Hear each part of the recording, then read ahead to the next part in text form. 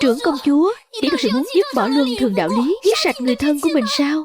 Tô Hòa, không ngờ nàng lại là loại đàn bà ngỗ nghịch như vậy. Ta đúng là mù mắt mới cưới nhầm người. Câm miệng.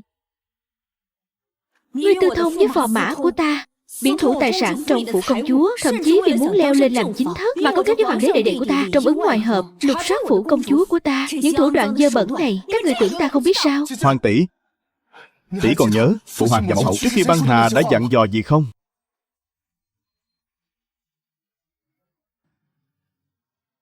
Sau khi ta đi, con nắm binh quyền trong tay. Hãy nhớ kỹ, không được cùng đệ đệ con, huynh đệ tương tàn.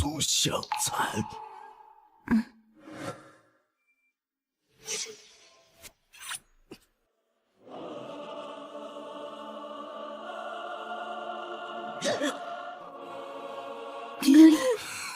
Tỷ tốt của trẫm, tỷ đừng trách trẫm.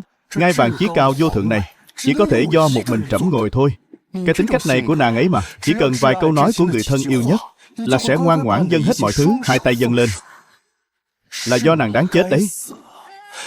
Đạo đức đúng là thứ trói buộc nàng tốt nhất trên đời. Cũng phải, một con gà mái không biết đẻ trứng. Nếu không phải vì cái danh phận trưởng công chúa của ả, ta đã sớm hiu ả rồi. Các người Ngươi đi chết đi.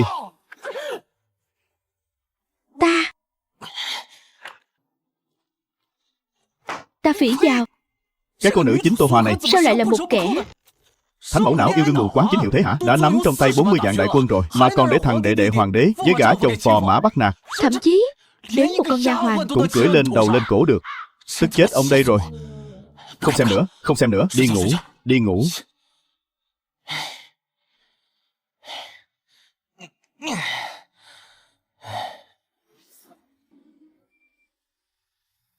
Công chúa điện hạ, cầu xin người thành toàn cho nô tỳ và phò mã gia. Chúng ta yêu nhau thật lòng. Nô tỳ còn mang cốt nhục của phò mã, cầu xin người tha cho đôi uyên ương khổ mệnh này đi. Vải chưởng, ngủ một giấc mà bay đến cái xó xỉnh nào thế này. Mở đầu quen giải. Đây chẳng phải là trước khi ngủ cuốn tiểu thuyết mình vừa đọc sao? Nhìn cách ăn mặc của mình, chắc là mưu sĩ trong phủ công chúa rồi.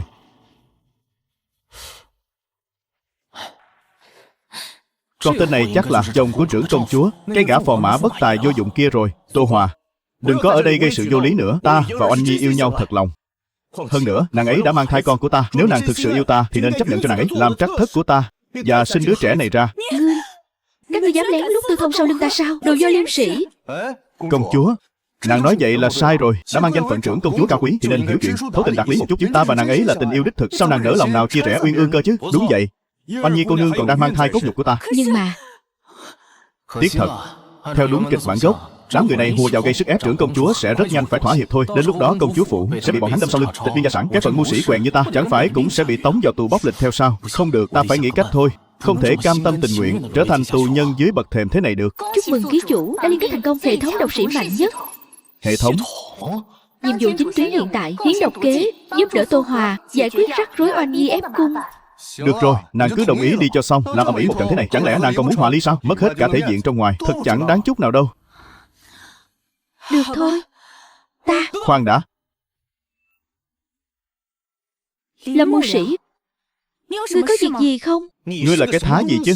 Ta đang nói chuyện với trưởng công chúa. Khi nào đến lượt ngươi chen mồm vào? Biết điều thì biến cho khuất mắt. Bị nhân với tư cách là mưu sĩ của công chúa phủ, đương nhiên ngày thường phải gánh vác trách nhiệm xuất mưu hiến kế. Tình hình hiện tại, bỉ nhân đã nắm rõ cơ bản rồi. Công chúa điện hạ, bỉ nhân có một kế có thể giải quyết tình thế cấp bách trước mắt. Ngươi có cách gì? Phò mã gia luôn mồm khẳng định rằng Oanh Nhi cô nương mang thai cốt nhục của ngài ấy, nhưng mấu chốt là ngài ấy cũng chẳng có cách nào chứng minh cái thai trong bụng kia chính là của ngài ấy. Theo bỉ nhân thấy là của ngươi đấy. Không. Không phải ta. Vậy thì là của ngươi. Ngươi đừng có mà ngậm máu của người. Ta cảnh cáo ngươi. Ngươi ăn nói kiểu gì đấy hả? Vậy nếu như đứa bé này thực sự là của Trần phò mã thì sao? Thiếp. Công tử, đây chính là con của chúng ta mà. Thiếp sợ lắm. Kẻ này ở đây muốn mép khu môi. Loa thiên hạ quả thực là yêu ngôn hoặc chúng. Đây là Lâm tiên sinh, là mưu sĩ phụ hoàng để lại cho ta. Hắn đã đưa ra ý tưởng này. Tự nhiên là có cái lý của hắn. Chúng ta cứ nghe thử xem sao. Phát hiện ký chủ hiến kế độc, có thể kích hoạt kỹ năng quỷ biện, nhưng độc kế này chưa hoàn chỉnh, cần ký chủ tiến hành giải thích. Giải thích? Giải thích cái gì? Nói cách khác, ký chủ cần nói thêm vài câu để làm phong phú thêm mưu kế của mình. Giống như luận điểm cần có luận cứ vậy, nhưng ký chủ cứ thoải mái chém gió, bất kể nói vô lý đến mức nào. Hệ thống sẽ tự động giúp ngài hợp lý hóa trong não trưởng công chúa mục tiêu để tiếp cận trưởng công chúa, giành lấy lòng tin. Nói sớm đi chứ. Đơn giản. Người đâu? Lôi hắn ra ngoài cho ta. Khoan đã. Ở cái thời đại này ấy mà, trẻ con 3 tuổi học thơ, 5 tuổi tụng kinh, 7 tuổi đã bắt đầu tìm thầy, đến trường học, chuẩn bị cho khoa cử sau này. Những kẻ danh tiếng lẫy lừng thiên hạ, văn nhân tài tử, có ai mà không phải tuổi trẻ tài cao, thiên phú dị bẩm đâu. Phò Mã Gia nếu muốn làm cha, ngài có muốn con của mình cũng danh tiếng lẫy lừng không? Muốn thì dĩ nhiên là muốn. Nhưng việc này liên quan gì đến ngươi? Đương nhiên là có liên quan rồi. Oanh Nhi tiểu thư hiện đang mang thai 5 tháng, bây giờ lôi đứa bé ra luôn. Không chỉ có thể chứng minh đứa bé này là của ngài, mà còn có thể để nó đến với thế giới này sớm hơn. Con của người ta 10 tháng mới sinh, con của ngài 5 tháng đã chào đời rồi. Trực tiếp bớt đi một nửa đường vòng đấy. Ngươi nói sằng bậy, sao lại là nói sằng bậy được? Con của ngài mạnh hơn con người khác một nửa. Con nhà người ta 3 tuổi học thơ, con của ngài 2 năm rưỡi là học được rồi. Thằng nhãi này đầu óc bị uống nước rồi à? Bây giờ đúng là loại mèo mã gà đồng nào. Cũng có thể là mưu sĩ được. Đúng đấy. Trưởng công chúa mà, nghe theo mưu kế của hắn, ta ăn phân tại chỗ. Người đâu? Lôi cái thằng điên khùng này ra ngoài cho ta. Phải. Phủ trưởng công chúa ngày nay ô hợp chứng khí, cũng là do đám người các ngươi mà ra cả đấy. Chúc mừng ký chủ, điều kiện quỷ biện đã hoàn thành. Bây giờ bắt đầu trong đầu Tô Hòa hợp lý hóa kiến nghị của ngài. Ngươi còn biết nàng ấy là công chúa sao? Ta nói cho ngươi biết, có nàng ấy là công chúa trước mới có ngươi làm phò mã sau. Tất cả vinh hoa phú quý, địa vị của ngươi đều là do nàng ấy ban cho. Đã vậy, ta với tư cách là mưu sĩ của trưởng công chúa, tuyệt đối không dung tha cho các ngươi. Dám chà đạp nàng ấy như vậy, kẻ nào dám ức hiếp trưởng công chúa thì bước qua xác ta trước đã. Hắn hình như thật sự muốn tốt cho ta. Chúc mừng ký chủ đã giành được lòng tin của trưởng công chúa. Làm cái gì vậy? Buông ta ra. Khoan đã. Ta cảm thấy hắn nói có lý. Ta thấy lời hắn nói rất có lý. Cứ làm theo lời hắn đi. Tô Hòa, nàng có nghe thấy mình đang nói cái gì không? Ta biết chứ. Nhưng ta cứ cảm thấy Lâm tiên sinh nói rất có lý. Chỉ muốn làm theo lời hắn thôi. Người đâu? Lâm tiên sinh, ngài không sao chứ? Không ngờ lại xinh đẹp thế này. Cẩn tuân khẩu dụ của trưởng công chúa. Tô Hòa này chính là người được tiên hoàng sủng ái nhất, lại là đích nữ duy nhất của tiên hoàng hậu. Nhìn qua là biết ngay, hai tên thị vệ này chắc chắn là đội quân tinh nhuệ nhất đại sở, xuất thân từ hổ báo kỵ đây mà. Công tử. Ta, ngoa nó, ta vẫn còn đứng đây mà. Cái chốn này khi nào đến lượt các ngươi làm càn hả? Phò mã, cản trở chúng ta thi hành mệnh lệnh của công chúa, giết không tha. Khoan đã. Không phải chỉ muốn chứng minh đứa bé này là của ta sao? Ta có cách. Không cần phải mổ bụng cũng có thể chứng minh đứa bé là của ta. Oanh Nhi từ khi hiểu chuyện đã luôn ở trong phủ trưởng công chúa. Gia đình trong phủ chưa từng có ai tư thông với nàng ấy ngoại trừ ta, cho nên đứa bé này chẳng phải hiển nhiên là của ta sao? Đúng vậy, đúng vậy. Nam đinh ở đây đều có thể làm chứng. Nô tỳ và bọn họ chưa từng có quan hệ nam nữ. Đứa bé này chính là con của nô tỳ và phò mã gia. Phải đó, tiểu nhân có thể làm chứng. Tiểu nhân cũng xin thề, tiểu nhân tuyệt đối không cùng Oanh Nhi cô nương tư thông. Không sai, nhìn thế này thì đứa bé chắc là của phò mã đấy. Cái này. Khoan đã, thì ta lại thấy đứa con trong bụng Oanh Nhi cô nương có khi là của ta đấy. Ngươi nói cái gì? Con của Oanh Nhi có thể là của ngươi sao? Ngươi nói bậy. Hôm nay ta mới gặp ngươi lần đầu. Tại sao ngươi lại? Thực không dám giấu. 5 tháng trước cũng chính là thời điểm Oanh Nhi cô nương có thể đã thụ thai. Thế là nhân lúc Trần phò mã rời đi vào nửa đêm về sáng, ta liền tranh thủ lúc canh ba lẻn vào trong phòng, cùng Oanh Nhi tiểu thư có một đêm mặn nồng. Đêm hôm đó không thắp đèn, Oanh Nhi tiểu thư liền nhận nhầm ta thành phò mã. Hôm đó Oanh Nhi tiểu thư còn khen ta kỹ năng giường chiếu rất được việc đấy. Quá đó. Người mắng ai yếu sinh lý hả? Những lời nói trên, nếu có nửa lời gian dối, thiên lôi đánh chết. Đã là như vậy thì cứ làm theo lời Lâm tiên sinh đi.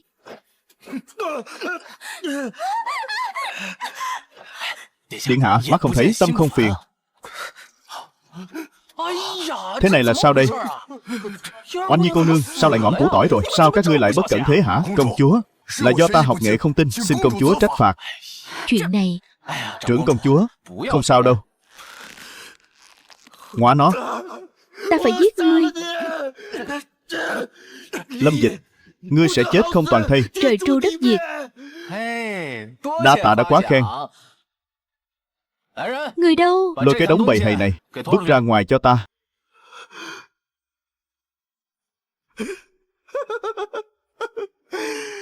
Các ngươi tưởng dọn dẹp sạch sẽ là có thể che đậy tội ác của mình sao? Xin lỗi, ta. Quả thực là cậy quyền hiếp người. Làm gì có loại người như ngươi dám công khai hành hạ giết chết tiền nữ. Đúng là vô pháp vô thiên rồi. Ta. Chúc mừng ký chủ giải quyết vụ Anh Nhi bức cung. Điểm độc sĩ cộng 3. Nhiệm vụ chính tuyến hiện tại hiến độc kế. Xử lý đám hạ nhân đang chỉ trích Tô Hòa này. Phần thưởng nhiệm vụ điểm độc sĩ cộng 3. Thấy các vị đều bất bình thay cho Oanh Nhi. Mỹ nhân thật sự rất lấy làm an ủi. Vậy Mỹ nhân kiến nghị tất cả mọi người đều được đưa đến Hoàng Hà Đào Kênh đi. Ở đó hoàn cảnh gian khổ, dân chúng lầm than, chính là đang cần các vị đấy. Tâm địa thiện lương, lại còn là những người không sợ gian khổ, sẵn sàng đi cống hiến, đi hy sinh vì đại nghĩa. Cái cách này, Công chúa, người thật là trạch tâm nhân hậu, chủ động sắp xếp chu toàn cho mọi người. Một tiền đồ tốt đẹp to lớn như này, quả thực là biết người biết ta, tuệ nhãn thức tài, xứng đáng là tấm gương sáng đương thời. Phò Mã Gia. Phò Mã Gia cứu mạng, đây là do ngài sắp xếp mà. Ngài không thể thấy chết mà không cứu. Trưởng công chúa, tiểu nhân biết sai rồi, cầu xin người tha cho cái mạng chó của tiểu nhân. Không nên như thế này, không nên chút nào. Lôi ra ngoài. Đi, đi mau.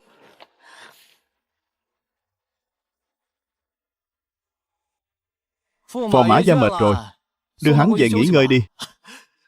Đi. Lâm tiên sinh, thật sự phải đưa bọn họ đến Hoàng Hà trị thủy sao? Ta thấy bọn họ có vẻ không tình nguyện lắm. Điện hạ, người có điều chưa biết rồi. Bọn họ rõ ràng là đang vui đến phát khóc đấy à. Cuối cùng cũng có thể vì sự nghiệp trị thủy Hoàng Hà vĩ đại mà hiến dâng con tim. À không, hiến dâng cả mạng sống. Nhưng mà đi trị thủy rất dễ mất mạng. Đường xá lại xa xôi trắc trở. Ta sợ bọn họ. Công chúa yên tâm, người đã giao toàn quyền cho mỹ nhân xử lý thì hãy tin tưởng vào nhân cách của ta. Ta nhất định sẽ đối đãi tử tế với bọn họ. Cho dù là đi trị thủy Hoàng Hà, cũng nhất định sẽ sắp xếp cho bọn họ vị trí an toàn nhất. Được rồi, vậy thì giao việc này cho Lâm tiên sinh lo liệu vậy. Ta tin ngươi sẽ thiện đãi bọn họ. Cái gì? Cả cái xe này của ta đều là người hầu của phủ công chúa đấy, là nô lệ hàng hiệu cả đấy. Mà chỉ đáng 50 lượng bạc thôi á. Ngươi đừng có chém gió với ta. Giá thị trường rồi. Đưa người đi đào kênh ở Hoàng Hà. 1 mạng 1 lượng bạc. Người này 45 mạng người. Ta đã để mặt phủ công chúa lắm rồi, mới trả thêm cho ngươi 5 lượng đấy. Còn lại 1 xu cũng không có. Không phải chứ. Ngươi nhìn từng đứa xem, béo tốt lực lưỡng thế kia, cày cuốc trâu bò lắm. Hơn nữa, bọn họ cực kỳ tự nguyện làm những việc nguy hiểm nhất, những việc khổ sai vất vả nhất. Đã ngon thế rồi, không thể tăng giá thêm chút đỉnh sao? Nhưng mà 50 lượng đã là. Người tưởng ta muốn mặc cả với người chắc.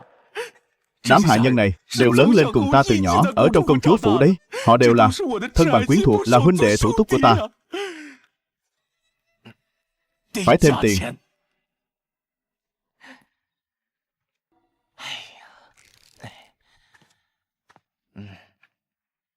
Lâm tiên sinh. Lâm tiên sinh, ta tìm khắp công chúa phủ mà không thấy tiên sinh đâu. May quá lại gặp ở đây. Phải rồi, hôm nay ta đến là có một chuyện muốn nhờ. Chuyện gì? Công chúa cứ nói. Hôm qua tam đệ của ta, Vũ An Hầu đã dẫn binh xuất chinh Bắc Hạ. Hôm nay ta định đến chùa Kê Minh để cầu phúc cho đại quân. Cái gì? Công chúa bảo đi đâu cơ?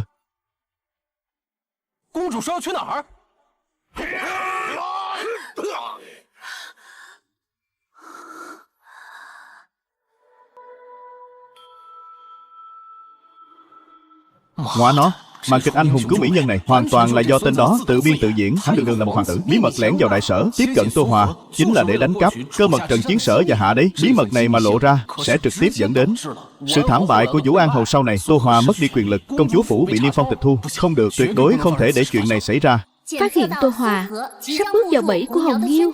Nhiệm vụ chính tuyến, mời ký chủ hiến độc kế để tránh kiếp nạn này. Phần thưởng nhiệm vụ 3 điểm độc sĩ. Sao vậy? Chẳng lẽ việc ta sắp xếp đi cầu phúc có chỗ nào không hợp lý sao? Không, công chúa có điều chưa biết, đã là cầu phúc thì cần phải nghiêm trận chờ lệnh. Việc xuất chinh đánh trận này là chuyện đại sự. Người thử nghĩ xem, lỡ như bốc phải thẻ xăm hạ hạ thì biết làm thế nào.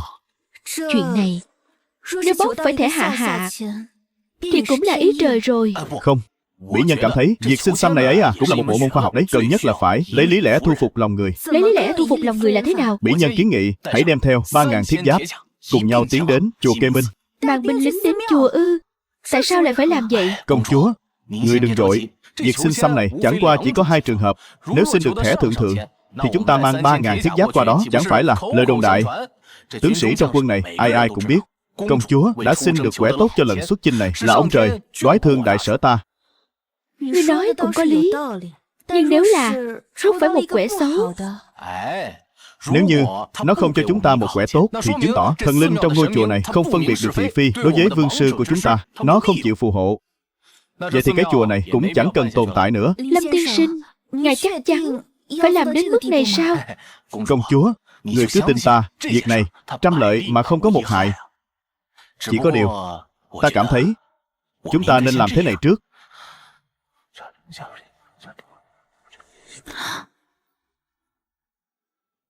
Đại ca, chúng ta thật sự phải ở đây cướp đường trưởng công chúa sao? Đó là đương nhiên rồi. Hồng công tử đã dặn dò kỹ rồi, bảo ta nhất định phải dồn công chúa vào tuyệt cảnh để hắn có cơ hội anh hùng cứu mỹ nhân. Tiền cũng đã nhận rồi. Nhưng mà, bà ấy là trưởng công chúa đấy, chúng ta có đánh lại không? Nhìn cái bộ dạng ngươi kìa, suốt ngày toàn lo chuyện đâu đâu. Mụ ta chỉ lên núi cầu phúc thôi, cả một đội quân lên đây chắc. Đại ca, Công chúa tới rồi. Các huynh đệ, chúng ta lên. Hôm nay phải để cho công chúa biết rõ một điều, chúng ta không phải hạng dễ chọc đâu. Lên.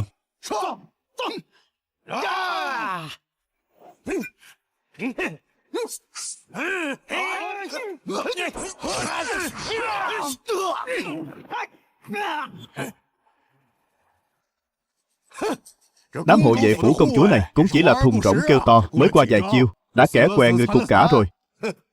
Được rồi, so đo với đàn bà con gái cũng chẳng hay ho gì. Có điều, ta hành tẩu giang hồ bao năm nay, hạng người như công chúa, đàn bà xinh đẹp thế này đúng là chưa từng gặp qua. Người đâu? Lôi người từ trên xe ngựa xuống cho ta.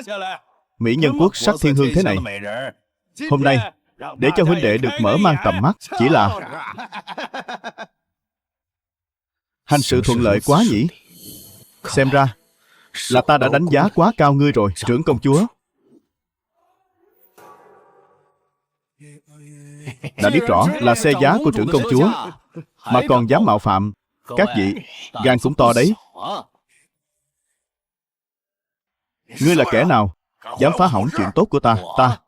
Ta là mưu sĩ của trưởng công chúa Lâm Dịch. Được rồi, một tên thư sinh chó gà không chặt cút xéo cho khuất mắt ta, còn dám làm lỡ thời gian của ông đây thì đừng trách. Đao kiếm vô tình. Trưởng công chúa là người tự mình lăn ra đây, hay để bọn ta giúp người lăn ra đây?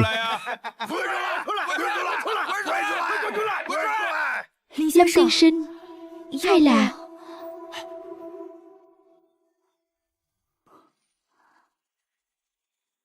Lâm tiên sinh, ta nghe theo ngài. Được rồi các vị, sự việc đã đến nước này, chỉ bằng chúng ta mở toang cửa sổ nói chuyện cho thoáng nhé. Chỉ dựa vào mấy móng các ngươi mà cũng đòi diện kiến trưởng công chúa vẫn chưa đủ trình đâu. Chết đến nơi rồi còn dám mạnh miệng. Ngươi nghĩ mình có mấy cái đầu hả? Hôm nay ta nói thẳng một câu ở đây, các ngươi dám chống đối trưởng công chúa, lại còn dám ngông cuồng như vậy, chán sống rồi phải không?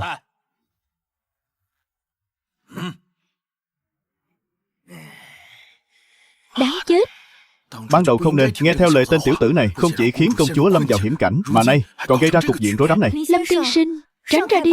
Bây giờ để ta ra ngoài, may ra sự việc còn có một đường sống. Sao nào? Hôm nay các ngươi chỉ là cá nằm trên thớt, mặc cho ta chém giết mà thôi, còn giữ khư khư cái đánh hảo công chúa rách nát ấy. Đúng là chán sống thật rồi. Thì đã sao? Tưởng giết được vài tên thị vệ là ngon ăn lắm hả? Ta biết tổng rồi, mấy tên phế vật các ngươi chắc không phải là muốn đi đầu thai sớm mới dám ra tay với trưởng công chúa của bọn ta chứ. Phế vật cái khỉ móc, ông đây cho ngươi mặt mũi quá rồi đấy. Huynh đệ, động thủ. Cô nương đừng sợ, có ta ở đây, tuyệt đối không để đám sơn tặc này tổn hại đến nàng, dù chỉ một sợi tóc. Đợi chính là câu này của ngươi. Huynh đệ, lên.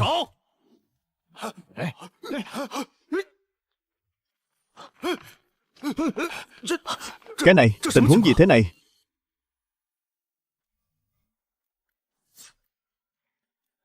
Các ngươi là thổ phỉ mà, định đi đánh cướp trưởng công chúa sao? Hiểu lầm. Tất cả là hiểu lầm thôi. Hiểu lầm to như cái đình rồi. Đúng. Những lời các ngươi vừa nói ta đều nghe thấy hết cả rồi. Mau thành thật khai báo đầu đuôi câu chuyện, nói cho rõ ràng ra, biết đâu đại ca vui vẻ còn tha cho cái mạng chó của ngươi. Ta khai hết. Vị đại ca này đều là tại hắn. Bọn ta chỉ là nhận tiền, nhận lợi lộc của hắn. Hắn bảo bọn ta mai phục ở đây, bắt cóc công chúa. Vậy đến lúc đó hắn sẽ xuất hiện đánh bại bọn ta, sau đó diễn màn anh hùng cứu mỹ nhân. Còn những chuyện khác bọn ta thật sự không biết nữa. Đúng, bọn ta cái gì cũng không biết nữa đâu. Bọn ta không biết thật mà. Hết rồi, xong rồi, hết sạch sành xanh rồi. Không phải chứ, mấy người nhận cái kẹo gì lạ vậy? Không phải, đại ca à, ngươi phải nói cho rõ ràng chứ. Công chúa đi ra ngoài cầu phúc, mang theo 3.000 quân thiết phù đồ mở đường. Cái kẹo này có cho vàng ta cũng chả dám nhận đâu. Được rồi, bớt nói nhảm đi. Tên nhãi nhà ngươi nhìn lén lút thục thò, nhìn một cái là biết cùng một ruột với đám thổ phỉ. Bắt hết lại cho ta, tống cổ ra Hoàng Hà Đào Kênh đi. Khoan đã, ngươi biết ta là ai không? Mà dám bắt ta, ta đích cần biết ngươi là ai. Ở chỗ của ta thì đều đồng giá 1 lượng bạc 1 mạng. Cũng may bổn thiếu gia võ công cao cường, khinh công trác tuyệt. Các ngươi đừng hòng bắt được ta. Ta cho ngươi ngã sắp mặt như chó ăn xích này. Con cóc ghẻ nhảy được vài cái mà cũng dám chém gió là biết khinh công à? 30 năm Hà Đông, 30 năm Hà Tây, đừng khinh thiếu niên nghèo. Còn dám đừng khinh thiếu niên nghèo với ta à? Ông đây chém chết ngươi bây giờ. Đã cứng mồm như thế, trực tiếp lôi hắn đi, ném xuống Hoàng Hà cho cá rỉa. Rõ. Đại hiệp tha mạng. Bọn ta khai hết rồi mà. Ta cái gì cũng khai rồi. Khai hết rồi mà. Tha mạng a. Chúc mừng ký chủ hoàn thành nhiệm vụ, thành công giúp Tô Hòa tránh thoát bẫy rập. Điểm độc sĩ cộng 3, mở khóa giao diện hệ thống.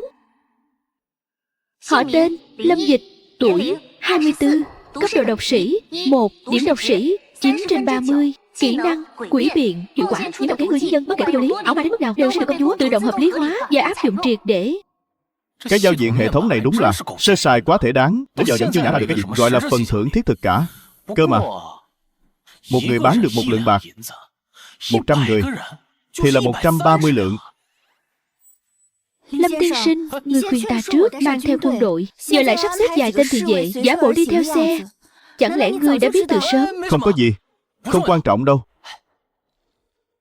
Công chúa điện hạ, chúng ta mau chóng đến chùa Kê Minh cầu phúc đi. Kẻo trời tối, đường núi khó đi.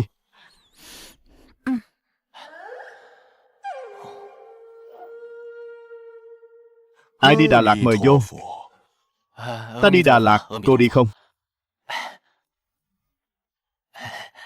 Trụ trì à, Đại Phật chỗ các người có biết điều không? Quả thực vô lý. Làm gì có ai hỏi Đại Phật có biết điều hay không chứ? Lỗi của ta. Ý của ta là bảo Đại Phật nhà các người biết điều một chút. Công chúa nhà ta lúc xin xăm thì nhả cho cái quẻ tốt vào. Đúng là hồ đồ. Xin xăm là tùy duyên. Nơi này của chúng ta là chốn thành tù. Đừng dở mấy trò ô uế bát nháo đó ra. Nếu thí chủ không thành tâm thì đừng có lấy chúng ta ra mà làm trò tiêu khiển.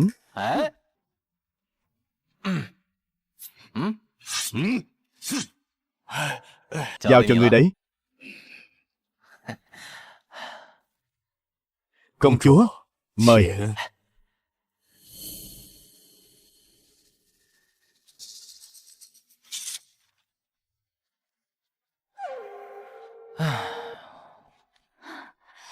Lâm tiên sinh, ta rút được thẻ thượng xăm rồi. Là thượng xăm đó. Trụ trì nói với ta, quẻ xăm này 10 năm khó gặp một lần. Xem ra là ông trời muốn phù hộ đại sở ta rồi. Chắc chắn là do công chúa hiền nhân ắt có thiên tướng, tượng thiên giáng xuống điềm lành đó.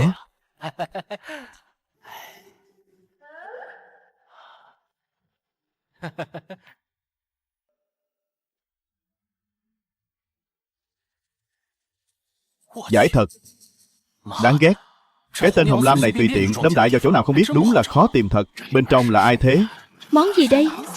Chắc chắn là hàng tuyển rồi. Không biết hôm nay hoa rơi vào nhà nào đây. Các vị nhìn xem, chắc chắn là đồ tốt. Đa tạ các vị quan khách hôm nay đã đến ủng hộ. Mà linh trai chúng ta làm ăn ở Quỷ Thị đã 100 năm nay. Bất luận là uy tín hay là chất lượng hàng hóa đều là số 1. Hôm nay chúng ta vẫn như mọi khi bắt đầu buổi đấu giá. Ra rồi. Không phải chứ. Tối nay chỉ có cái thứ rách nát này thôi á. Đồ rách nát?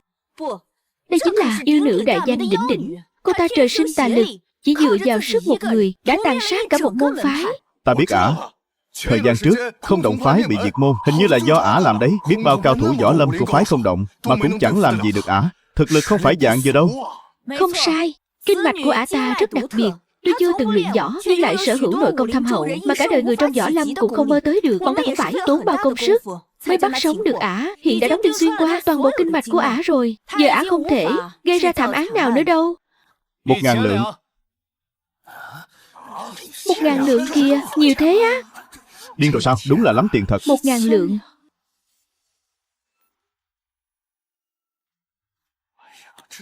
Tuy nói là có thể nuôi nhốt với một con thú hình người quả thực hiếm có, nhưng bỏ ra từng ấy tiền chỉ để mua vui thì có phí phạm quá không? Đúng đấy. Số tiền này không biết mua được bao nhiêu. Vũ nữ Tây Dực xinh đẹp nữa. Ngoa nó, nếu không phải ông đây từng đọc qua nguyên tác thì chắc ta cũng bắt đầu nghi ngờ nhân sinh rồi. Có phải cái giá này hơi chát quá không? Yêu nữ này chính là nữ phụ quan trọng nhất truyện. Sau này sẽ trở thành tấm bùa hộ mệnh cực xịn, chứ không thì còn lâu ta mới dốc nửa gia sản ra để đánh cược đâu. Vị huynh đài này bỏ ra 1.000 lượng mua một con cọp cái về nhà nuôi báo cô. Đầu óc ngươi bị uống nước rồi hả? Biết đâu người ta lại có khẩu vị mặn, thích kiểu phụ nữ hoang dã thế này thì sao? Giống như dã thú ấy, lại còn không tắm rửa. Lúc làm chuyện ấy mới ra dáng cầm thú chứ. Nói chí phải. Nói như vậy, bọn mình vẫn còn nhân tính chán. Ít nhất thì cũng không chơi biến thái như hắn, đúng không? Nào, cực xem ả đàn bà này sống được mấy ngày. Ta đặt trước nửa tháng, 2 tên cẩu nam nữ các ngươi chán sống rồi phải không? Tin hay không thì tùy. Ta sẽ khiến các ngươi ngay cả cái cửa lớn này cũng không bước ra nổi đâu. Biết Trung Mậu Bá là ai không? Trung Mậu Bá, Trần Xuyên. Ta cũng có nghe danh. Làm việc dưới trướng trưởng công chúa. Trung Mậu Bá chính là ông nội ta. Được trưởng công chúa vô cùng trọng dụng. Trong tay nắm giữ 8.000 binh mã. Ta khuyên ngươi nên biết điều một chút đi. 8.000 binh mã cơ à? Không sai. Chỉ cần bây giờ ngươi quỳ xuống dập đầu tạ lỗi với ta, ta có thể cân nhắc tha cho cái mạng chó của ngươi. Xem ra vị công tử nhà Trung Mậu Bá chúng ta ngày thường ức hiếp dân lành không ít nhỉ. Lại còn suốt ngày dẫn theo cái loại đàn bà này lượn lờ ở quỷ thị.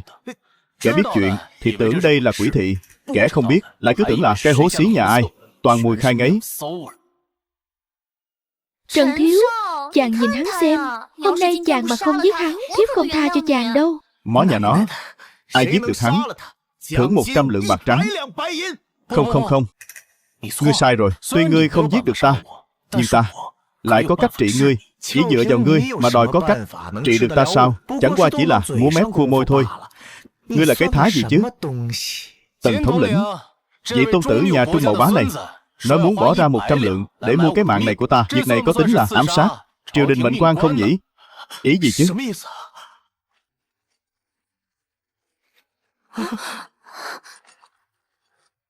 Hiện tại thân phận kẻ này vẫn chưa thể xác định, nhưng vị quan triều đình là ngài đây chỉ mãi chém gió thôi. Quên mất mình chỉ là một tên mưu sĩ rồi sao? Được rồi, ngươi đừng quản nhiều thế, nghĩ cách trước đi. Tống cổ hắn vào ngục, ta có cả vạn cách để xử hắn. Dạ.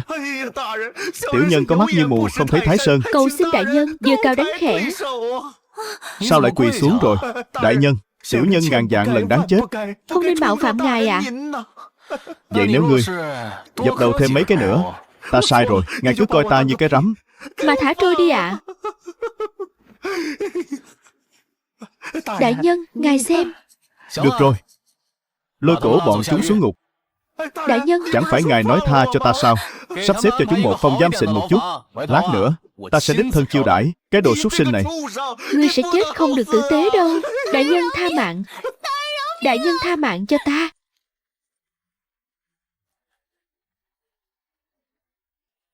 Theo ta thấy, các ngươi đã đến được Ma Linh Trai này thì đương nhiên cũng chẳng phải hạng nghèo hèn gì. Vậy chúng ta có nghĩa vụ phải soát thử trên người các ngươi, xem có mang theo thứ gì không nên mang hay không. Ra tay.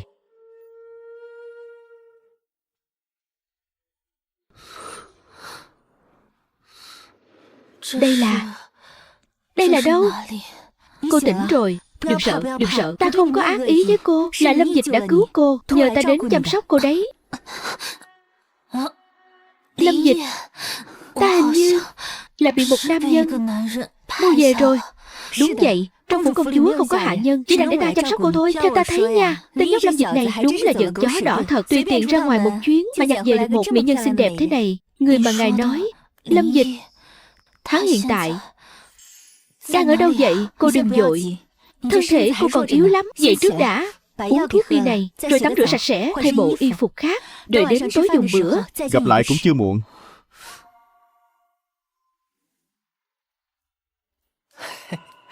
Cái cảm giác chó cậy gần nhà này thật không tệ. Cái này so với 1.000 lượng bạc của ta còn đáng giá hơn nhiều. Lâm Dịch, ta nói sao tìm người khắp nơi không thấy, hóa ra lại ngồi đây ăn trước rồi. Sao vậy công chúa? Xảy ra chuyện gì rồi? Chuyện là hôm qua người nhờ ta vì cô nương cần chăm sóc đó đã tỉnh rồi. Lên đây đi, cùng ngồi xuống ăn cơm. Không phải chứ, xinh đẹp thế này sao? Đương nhiên rồi, Tiểu Lạc nhà chúng ta chính là trời sinh xinh đẹp. Tỉnh lại là tốt rồi. Cô bị thương nặng như vậy, ta còn tưởng. Thôi bỏ đi, đều qua rồi. Mau ngồi xuống ăn cơm đi. Món ăn hôm nay á, nguội rồi là mất ngon đấy. Dân nữ thượng quan Lạc, đa tạ đại nhân đã ra tay cứu giúp. Miễn đi, ta cứu cô. Chẳng qua là ta chính là thuần túy muốn lợi dụng cô thôi. Cho nên cô cũng không cần cảm kích ta. Sau này bất kỳ yêu cầu nào của ta, cô đều không được từ chối. Nghe hiểu chưa? Ngài cứ tùy ý sai bảo, ta cái gì cũng có thể làm. Làm gì cũng được. Làm gì cũng được. Được. Vậy đúng lúc lắm. Phủ công chúa hiện tại một hạ nhân cũng không có, việc vặt rất nhiều. Ăn xong bữa này, cô đi rửa bát đĩa đi nhé. Công tử, ngài không còn việc gì khác để làm mà. Ví dụ như về phòng của ngài nghỉ ngơi chẳng hạn. Cô không nhắc thì ta suýt nữa quên mất. Tối nay sang phòng ta giặt mấy bộ đồ cũ cho ta nhé. Được, muội nhớ rồi. Lâm Dịch, người ta là một cô nương liệu yếu đào tơ, lại đang mang thương tích đầy mình, mà ngươi lại sai bảo người ta làm cái này cái kia. Ngươi có còn là người không hả? Tiểu Lạc, muội mau ngồi xuống, đừng thèm chấp hắn. Phải rồi, nhìn muội cũng ra dáng tiểu thư khuê cát, sao lại lưu lạc đến chốn ấy vậy? Công chúa. Công tử, thực ra muội xuất thân từ võ học thế gia, là đích nữ của thượng quan gia. Thượng quan gia lừng lẫy võ lâm sao? Nghe nói võ học của gia tộc đó cực kỳ cao thâm. Không sai, nhưng mà gia tặc khó phòng. Thúc thúc đã bày mưu hại chết cha mẹ muội. Muội bất đắc dĩ phải trốn khỏi thượng quan gia. Sau khi muội được phái không động thu nhận, thì môn phái lại bất ngờ gặp họa diệt môn.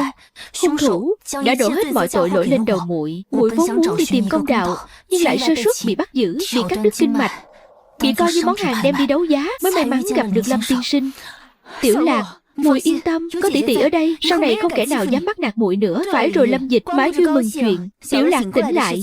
Mà quên nói với ngươi, ngày mai cùng ta đi một chuyến đến Bồ Dương Hồ. Đến đó làm cái gì? Liễu Tử Nhi mời ta đến tham dự thi hội. Ta nghĩ cứ ru rú ở nhà mãi cũng chán, nên đã nhận lời đi xem sao. Liễu Tử Nhi là ả ta sao? Khả năng thơ văn của Tô Hòa vốn dĩ chỉ ở mức thường thường. Trong tình huống không chuẩn bị trước như thế này, chắc chắn sẽ viết cực kỳ tệ. Khi đó rất nhiều văn nhân và chính khách đều có mặt, không chỉ bị sỉ nhục một trận tơi bời, mà cái danh vô tài vô đức cũng sẽ truyền khắp cả đại sở. Vụ này hơi bị khoai à nha. Sao vậy? Có vấn đề gì sao? Không phải. Công chúa, lần này thi hội Bồ Dương Hồ, cô Trương Thanh thế không nhỏ đâu. Mỹ nhân nhớ không nhầm thì được tổ chức trên một chiếc thuyền hoa, phải không? Phải. Đó là thuyền của nhà Liễu Tử Nhi do tiên hoàng ban tặng. Công nghệ chế tác cũng là đương thế vô song, có thể chứa được rất nhiều người. Nhắc đến đương thế vô song, mỹ nhân lại nghĩ đến một thứ. Thứ gì? Đó chính là thuộc hạ dưới trướng công chúa thiết giáp chiến thuyền. Mấy năm trước, trong trận thủy chiến Đông Dương, đại sở ta đã dùng thiết giáp hạm đánh cho lũ giặc lùng đông doanh kia khóc cha gọi mẹ. Sau đó lại ở vùng biển Nam Dương đại chiến với nước thân độc, tiêu diệt toàn bộ 3 vạn thủy sư của chúng, một trận thành danh. Tuy đúng là có chuyện như vậy, nhưng ngươi hỏi chuyện này để làm gì? Công chúa điện hạ, mỹ nhân có một kế. Muội muội bên ngoài gió lớn, sao không vào trong khoang thuyền nghỉ ngơi một lát? Liễu Trung Bình, thi hội còn chưa bắt đầu, ai cho phép huynh lên thuyền của ta trước hả? Thuyền của muội, chiếc thuyền này là tiên hoàng ban cho Liễu gia chúng ta, từ bao giờ lại thành của muội rồi? Chẳng qua là tổ mẫu thương yêu muội, cho muội sử dụng mà thôi. Đợi đến khi muội xuất giá, chiếc thuyền này muội cũng đâu có mang theo được. Huynh, được rồi, nhớ kỹ chuyện muội đã hứa với ta. huynh cứ nhất định phải gây khó dễ với Tô Hòa sao? Hơn nữa, thì ấy đối xử với ta rất tốt. Muội à, muội chỉ cần biết rằng người muốn làm khó Tô Hòa không phải là hai huynh muội chúng ta, mà là đương kim bệ hạ. Vì huynh khó khăn lắm mới chiếm được chức thái tử tẩy mã bên cạnh bệ hạ, chẳng lẽ không nên vì người mà phân ưu giải nạn sao? Chuyện này Chưa kể, bệ hạ đối với vị tỷ tỷ nắm giữ đại quyền này vô cùng kiên kỵ và căm ghét. Nếu lần này muội có thể khiến vị công chúa kia thân bại danh liệt, ngày sau khi bệ hạ nắm lại đại quyền, chắc chắn sẽ nhìn Liễu Trung Bình ta bằng con mắt khác. bệ hạ trọng dụng huynh thì có liên quan gì đến ta? Sai rồi, ta là đích tử của Liễu gia. Sau này một bước lên mây, Liễu gia tự nhiên cũng sẽ được thơm lây nhờ ta. Muội không muốn ta tốt, chẳng lẽ cũng không muốn Liễu gia tốt đẹp sao? Được rồi, Ta biết rồi, đây là lần cuối cùng ta giúp huynh đấy. Yên tâm đi muội muội, đợi đến khi ca ca phi hoàng đằng đạt, nhất định sẽ tìm cho muội một tấm chồng như ý. Liễu huynh, huynh về rồi à? Về rồi đây. Vừa mới cùng muội muội ta trò chuyện một lát. Huynh đi gặp Tử Nhi tiểu thư sao? Đương nhiên, chuyện thi hội lần này, muội muội ta chính là một mắt xích không thể thiếu. Từ huynh, lát nữa chúng ta cứ theo kế hoạch mà làm. Trưởng công chúa có mất hết thể diện hay không? Hai người chúng ta có thể trở thành tâm phúc trước mặt hoàng thượng hay không? Đều dựa vào lần này cả đấy. Nhưng mà chúng ta làm khó. Trưởng công chúa điện hạ như vậy, nhỡ đâu sau này bà ta nắm đại quyền trong tay, liệu có đối với chúng ta? Sao có thể chứ? Cái người trưởng công chúa này nhu nhược vô năng, ưu nhu quả đoán, là ai cũng có thể đè đầu cưỡi cổ ả ta. Cái loại đàn bà chân yếu tay mềm sức mướt như ả, về nhà cùng lắm là trốn trong phòng khóc lóc thôi. Nhưng đệ nghe nói, trong tay trưởng công chúa thực sự nắm giữ quân quyền đấy. Như Hổ Báo Kỵ, Thiết Phù Đồ đều trung thành với bà ta. Ngay cả thủy quân nguyên soái Quan Hạng cũng coi bà ta như con đẻ vậy. Chỉ sư thì làm sao? Bà ta chẳng lẽ lại lái chiến thuyền đến ngay trước mặt cái họa thuyền này của chúng ta chắc? Cẩn thận! Chuyện gì vậy? Trời đất tối sầm rồi. Đây là của Quan Hạng nguyên soái thiết giáp chiến thuyền mà. Thứ này sao lại chạy đến Hồ Bồ Dương thế này? Cái này không phải dùng trên chiến trường sao? Chào các vị nhé. Ngươi là ai? Tại sao lại điều chiến thuyền đến đây? Quên chưa giới thiệu. Ta là Lâm Dịch, mưu sĩ của công chúa phủ. Chẳng phải Liễu Tử Nhi tiểu thư đã mời công chúa nhà ta đến dự tiệc sao? Để thể hiện thân phận của công chúa, nên đã dùng cách hơi hoành tráng một chút đưa người tới đây. Cho nên các người lái 10 mấy chiếc chiến thuyền tới đây chỉ để cho hoành tráng thôi sao? Đúng vậy. Còn một điểm nữa là chút tư tâm nho nhỏ, chính là các huynh đệ của ta. Tuy đều là kẻ thô kệch, nhưng lại cứ thích cái loại không khí văn hóa này.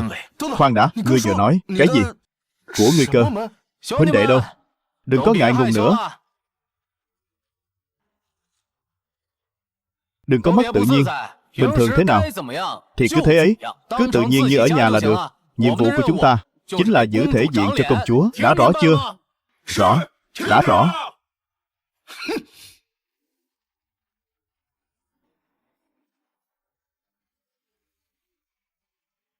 Hôm nay có thể ở tại đây chiêu đãi các vị đồng bào quân nhân là vinh hạnh của Lâm Dịch ta, cũng là sự tin tưởng của trưởng công chúa. Nào, chúng ta hãy cùng nhau cảm tạ trưởng công chúa. Xin hỏi Lâm mưu sĩ, thi hội này là do Liễu gia ta khởi xướng, tại sao ngài lại ngồi ở chủ vị? Ngươi không thấy ta đang ở đây chiêu đãi những tướng sĩ vì đại sở mà vào sinh ra tử sao? Sao mà kém mắt thế hả? Tướng sĩ vì đại sở vào sinh ra tử. Vừa rồi ngươi chẳng phải nói ngươi đến để tìm trưởng công chúa điện hạ sao? Vậy xin hỏi hiện giờ ngươi đang ở đâu? Ngươi có biết các ngươi khách lấn ác chủ, coi thường chủ nhà không? Ngươi nói ai? Khách lấn ác chủ cơ. Trưởng công chúa đang nghỉ ngơi trên chiến thuyền. Chúng ta thay mặt người xuống đây xem xét trước, có vấn đề gì không? Hơn nữa, ta nhớ là Liễu Tử Nhi tiểu thư mời công chúa đến thi hội này mà nhỉ? Còn ngươi là ai? Dám ở đây tự xưng là chủ nhân? Ta là huynh trưởng của Liễu Tử Nhi, cũng là người khởi xướng thi hội này. Ta tự nhiên có tư cách mời các ngươi ra ngoài. Lũ lính tráng vô lại các ngươi muốn làm gì ta nào? Liễu Trung Bình, nghe còn chưa từng nghe qua. Vứt xuống sông cho cá ăn. Các ngươi muốn làm gì? Nơi này là Bồ Dương Hồ, ngoại ô hoàng thành, ngay dưới chân thiên tử. Làm gì có cái lý lẽ như vậy? Một tên mưu sĩ mà dám ngang nhiên xông vào giáo dưỡng của phủ công chúa, xem ra cũng chỉ đến thế mà thôi. Các ngươi quả thực là làm càn. Các ngươi điều động quân đội như vậy, chẳng lẽ là muốn tạo phản sao? Đem cái tên thánh tạo phản này cũng vứt xuống dưới đi. Đủ rồi. Lâm Dịch, trong mắt ngươi rốt cuộc còn có thiên lý hay không? Còn có vương pháp hay không? Huynh trưởng ta chẳng qua chỉ cùng từ mặt nói như vài câu, ngươi liền sai người ném họ xuống hồ. Ngươi đây là lạm dụng tư hình trái pháp luật. Người đâu? Đem cái tỷ tỷ công lý này cũng vứt xuống hồ đúng không? Không. Đưa vào phòng ta. Ngươi, cái đàn ông này rốt cuộc là muốn làm gì? Được rồi, cô đi nấu cơm tối giúp ta đi. Tiện thể giặt luôn đống y phục của ta. Chỉ vậy thôi á? Chứ còn sao nữa. Nghe đồn Liễu đại tiểu thư không chỉ là đệ nhất tài nữ đại sở, mà còn nấu ăn rất ngon. Ta thèm cái hương vị này lâu lắm rồi. Thật sự chỉ là nấu cơm và giặt đồ thôi sao? Không làm chuyện khác à? Ngươi, Xin lỗi, ta đến muộn rồi. Không làm lỡ việc của mọi người chứ. tham kiến trưởng công chúa.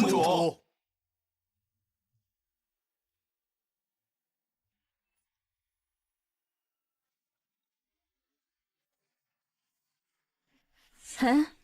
Tự nhiên, ca ca Liễu Trung Bình của cô hôm nay không phải cũng ở đây sao? Hắn còn nói với ta muốn giới thiệu cho ta một vị văn nhân rất có tài hoa, hình như tên là Từ Mặc thì phải. Bọn họ đâu rồi? Ngươi hỏi hắn á. Ngươi biết đấy. Giờ này chắc bọn họ đang ở dưới sông đóng vai Lãng Lý, Bạch Điều, Trương Thuận rồi. Không quan trọng. Liễu tiểu thư, cũng đến lúc bắt đầu thi hội rồi. Cô chủ trì đi. Quy trình thi hội rất đơn giản. Tìm một vị đức cao vọng trọng ra đề. Các sĩ tử tại đây lấy đó làm đề tài làm thơ, sau đó cùng nhau chọn ra tác phẩm xuất sắc nhất trong đó, đưa đến tiệm sách, in ấn phát hành. Ta cảm thấy có chút không ổn. Thi hội xưa nay đều như vậy, có gì mà không ổn? Chính vì thi hội năm nào cũng đều như thế nên mới là không ổn. Đi theo lối mòn sáo rỗng như vậy, ta thấy không xứng với thân phận của chư vị. Chi bằng để ta ra đề, cũng là mang đến cho mọi người chút cảm giác mới mẻ. Cũng được. Ta thấy ngoài cửa sổ cảnh sắc tuyệt đẹp, chi bằng lấy chính mưa và sen làm đề tài. Mọi người hãy tự mình làm thơ đi.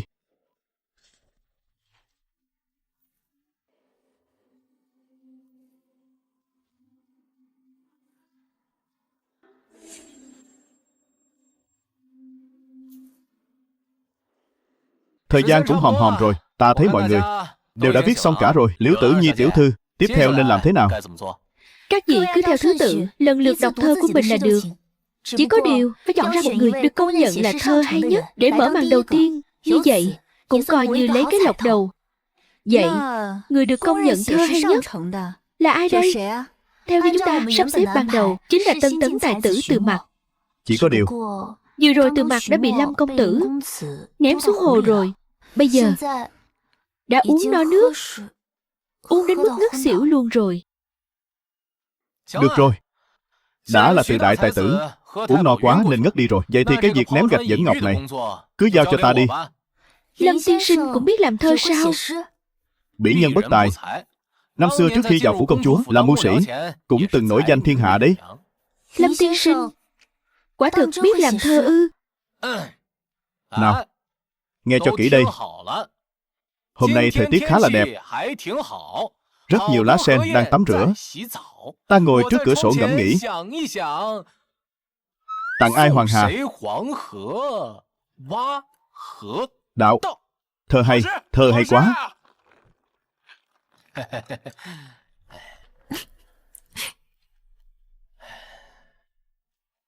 Người thấy bài thơ này của ta thế nào?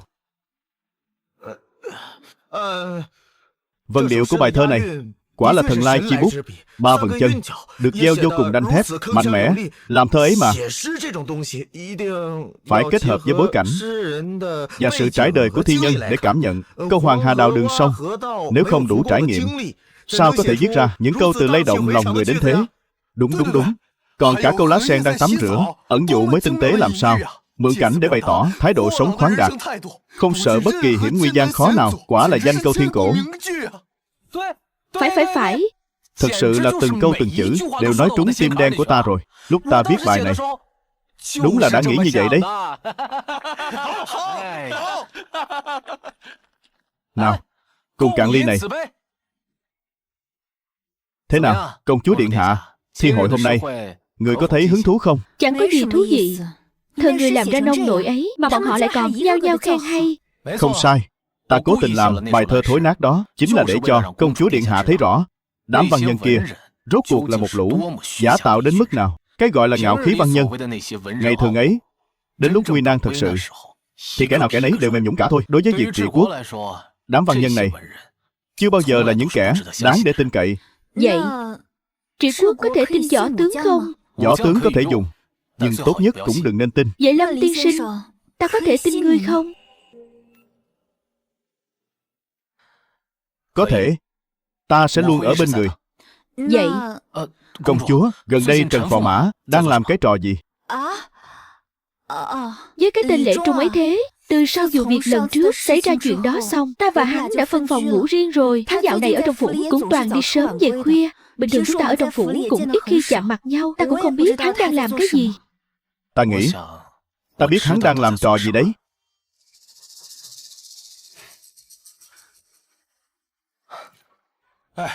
Ngài gọi ta tới đây là có việc gì? Thi hội tuy đã kết thúc, nhưng chuyện liên quan đến thi hội thì còn lâu mới xong. Có hai việc. Cái nhà họ Liễu kia muốn gây khó dễ cho ta ngay tại thi hội, dám làm khó trưởng công chúa. Ngươi giúp ta đi tra cho rõ Liễu gia gần đây qua lại với kẻ nào, làm rõ các mối quan hệ cho ta. Còn nữa, tìm một cơ hội giết chết tên Liễu Trung Bình đó cho ta. Không cần lo bị lộ. Nhưng mà thiết phù đồ này chỉ trung thành với trưởng công chúa. Một khi bị lộ ra ngoài, cả hoàng thành đều sẽ biết là người của công chúa phủ ra tay. Ta chính là muốn cho tất cả mọi người đều biết cái tên Liễu Trung Bình đó là do công chúa phủ giết. Nhất là để cho kẻ trong hoàng cung đang ngồi trên ngai vàng kia biết muốn đối phó với trưởng công chúa không dễ dàng như hắn tưởng đâu. Khoan đã, hôm nay ngài gọi ta tới là vì hai việc. Việc thứ nhất là bảo ta đi giết tên Liễu Trung Bình này. Vậy việc thứ hai là gì? Đi đốt cái tuyền hoa đó cho ta. Trong tử khí trầm trầm quá, ta không thích. Được. Tiểu thư, thủy quân và các sĩ tử đều đi hết rồi, người không đi sao? Tiểu thư rất thích chiếc thuyền hoa này. Thời gian ở trên thuyền mỗi ngày còn nhiều hơn ở trong khuê phòng. Tiểu thư, sao người lại khóc rồi? Nô tỳ đã miệng. Không phải lỗi của ngươi. Thực ra ta chẳng thích chiếc thuyền hoa này chút nào. Từ khi nó được ban cho ta, mạng sống của ta đã bị trói chặt cùng với chiếc thuyền này, không thể tách rời rồi. Tiểu thư, lời này là ý gì? Nô tỳ ngu dốt nghe không hiểu. Từ năm đó, một bài thơ mẫu đơn danh động kinh thành, ta liền trở thành tài nữ nhà nhà đều biết. Cũng năm đó, tiên đế đã ban chiếc thuyền hoa này cho ta. Ta tổ chức thi hội ngay trên thuyền, quy tụ văn nhân mặt khách trong thiên hạ. Tiểu thư nói những chuyện này, nô tỳ cũng có nghe phong thanh. Không chỉ mình ngươi, cả cái kinh thành này đều biết. Nhưng điều các người không biết là chiếc thuyền này được ban thưởng cho ta, chẳng phải để khen thưởng tài năng của ta. Tiểu thư, lời này là ý gì? Liễu gia cần một tài nữ, cần một người có thể kết giao với văn đàn. Mà ta chẳng qua chỉ là vật kết nối kẹt với Liễu gia và văn đàn mà thôi. Một sợi dây đáng thương, không được sống cho chính bản thân mình. Thực ra, chiếc thuyền hoa này có thể quy tụ tài tử thiên hạ, chỉ vì nó là vật tiên hoàng, ngự ban mà thôi. Chỉ cần chiếc thuyền này biến mất, thi hội Liễu gia sẽ chẳng còn gì độc đáo nữa. Biết đâu tiểu thư sẽ có thể thoát khỏi vực thẳm này. Chính ngươi cũng nói là tiên hoàng ngự ban, đâu dễ dàng gì mà tự nhiên bốc hơi được. Nếu thực sự có người tô gan lớn mật như vậy, chỉ cần hắn không bị chém đầu, thì dù có đuổi tới chân trời góc bể, ta cũng nhất định phải gả cho hắn. Tiểu thư, có chuyện gì vậy? Chạy mau. Các người làm cái gì vậy? Chúng ta phụng mệnh Lâm tiên sinh qua đây đốt thuyền hoa. Đốt rồi. Tiểu thư, thuyền mất rồi, người được tự do rồi. Là Lâm tiên sinh đã cứu người.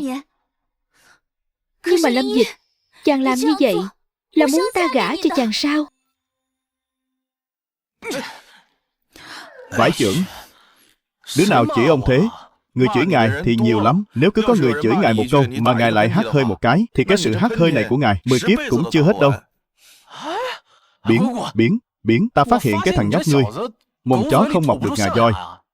Phải rồi, tại sao ngươi lại để thiết phù đồ đốt trụi cái thuyền hoa thế? Thuyền đó là tiên hoàng ban tặng, ý nghĩa phi phàm. Chẳng lẽ ngươi đang muốn giải cứu Liễu Tử Nhi? Không phải, đốt cái của nợ này còn cần lý do sao? Người thấy thổ phỉ giết người phóng hỏa, bao giờ lại cần lý do chưa? À đúng rồi, ngài còn nhớ Trần Minh không? Cũng có chút ấn tượng. Cái tên ở Quỷ Thị gây gỗ với ta ấy, cái tên bị bắt đi ấy, nhắc hắn làm gì? Hắn ngõm rồi. Cái gì? Người đã đi bán muối rồi. Người cũng thấy cái chết đó rồi đấy. Là người của chúng ta làm sao? Ngài đúng là có dặn dò bảo ta vào trong ngục làm thịt hắn. Nhưng thật đáng tiếc, người của chúng ta còn chưa kịp ra tay, hắn đã đi bán muối rồi. Khá lắm, dám tranh thủ giết người trước cả ta. Xem ra là muốn so chiêu với chúng ta đây mà. Có điều, người của chúng ta đã điều tra được một vài tin tức thú vị. Không chỉ Trần Minh, mà ngay cả nhà hắn, toàn bộ người của phủ Trung Mậu Bá đều bị độc chết, không chừa một ai. Vậy ý ngươi là cả một gia tộc bá tước chỉ trong một ngày bị diệt môn. Ngay cả tên đã bị chúng ta nhốt trong ngục là đích tử kia cũng không thoát được kiếp nạn này. Vụ này xem ra lại trở nên thú vị hơn nhiều rồi đấy. Kẻ có thủ đoạn tàn độc thế này, cho dù là ở đại sở, ngay trong hoàng đô, cũng không quá 10 người. Ngươi nghĩ xem, là kẻ nào làm? Cái này phải xem Trần gia đã làm cái gì. Ta đoán Hắn nhất định là cùng với một vị quyền thế ngút trời nào đó, làm ra những chuyện mờ ám không thể lộ ra ánh sáng. Nhưng vì Trần Minh có mâu thuẫn với ta, bị tống vào ngục.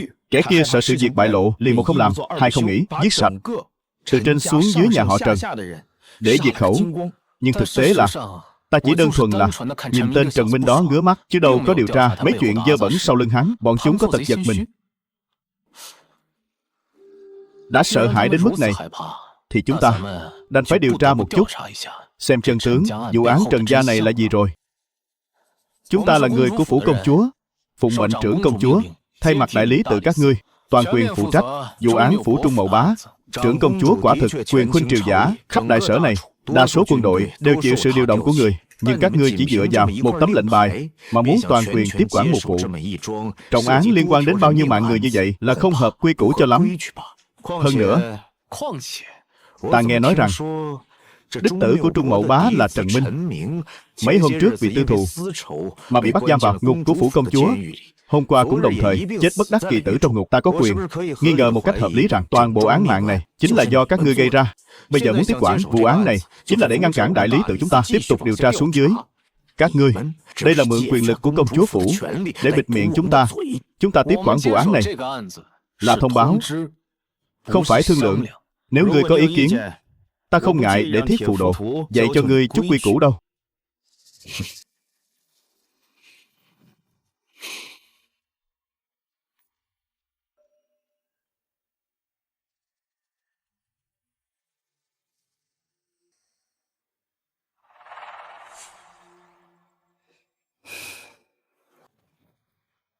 Xem ra độc này đã sớm ngấm sâu vào lục phủ ngũ tạng rồi. Vậy ngươi có biết bọn họ trúng loại độc gì không?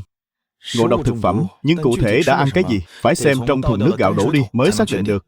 Toan rồi, không biết có phải do ta giúp Tô Hòa né tránh không ít rủi ro hay không. Trong tiểu thuyết rõ ràng là chuyện diệt môn ở phần sau, vậy mà bây giờ lại xảy ra sớm hơn dự kiến. Không được, phải nghĩ cách đối phó mới được. Phát hiện hung thủ thật sự của vụ án diệt môn Trung Mậu Bá phủ sẽ gây ra mối đe dọa cực lớn đối với trưởng công chúa Tô Hòa. Xin hãy điều tra, làm rõ vụ án này, kịp thời trừng trị hung thủ và được sử dụng 5 điểm độc sĩ. Cho dù ngươi có muốn tra thế nào, manh mối này đứt rồi, cũng vô dụng thôi. Trừ phi ngươi tìm được người thực sự am hiểu về độc, nhưng cho dù biết là độc gì, cũng chưa chắc tìm ra được là kẻ nào hạ độc hay là thế này. Bây giờ điều động tất cả cấm quân xung quanh. Lâm Dịch, giờ là lúc nào rồi? Ngươi còn có tâm trạng đùa giỡn hả? Ai đùa với ngươi chứ?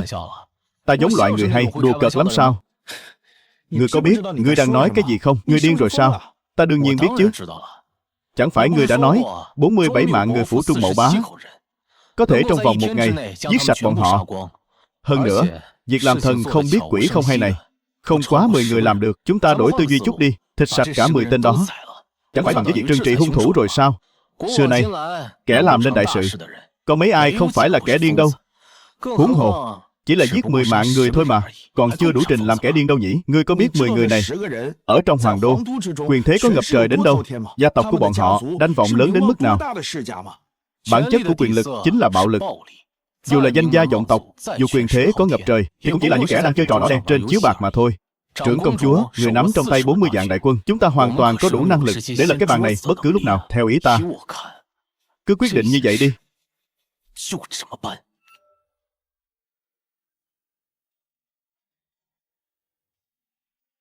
Công chúa điện hạ, đây chính là các tướng sĩ mà người nhắc tới. không sai, thưa công chúa, đây chính là điều ta đã bẩm báo với người. Diễn tập quân sự, đưa tướng sĩ vào trong thành, tiến hành diễn tập thực chiến, thông qua hình thức mô phỏng kê biên tài sản.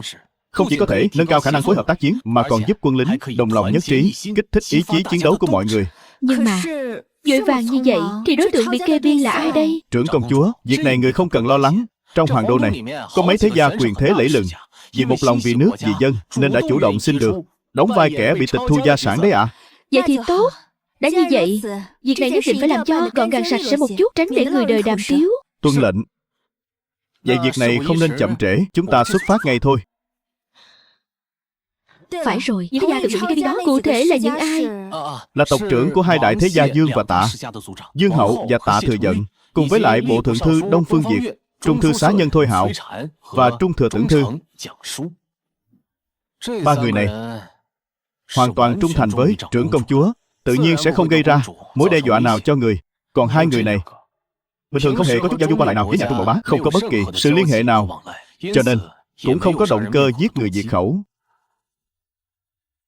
Cho nên ý ngươi là đối tượng bị kê biên chính là 5 người này sao? Không ngờ những đánh gia vọng tộc này lại cũng sẵn lòng tham gia vào việc đó. Xem ra mọi người vẫn rất hòa nhã và thiện lương đấy chứ. Đi thôi, chúng ta cùng đến đó xem sao.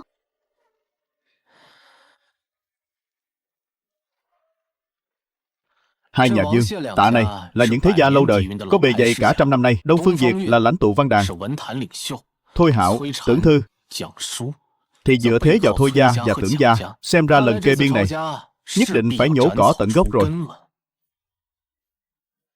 Nào, mời dùng trà.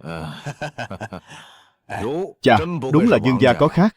Chỉ cần tùy tiện lấy ra một thứ đã là trà hầu khôi đáng giá ngàn vàng. Loại trà này là ở trong cung cũng chẳng dễ mà uống được đâu.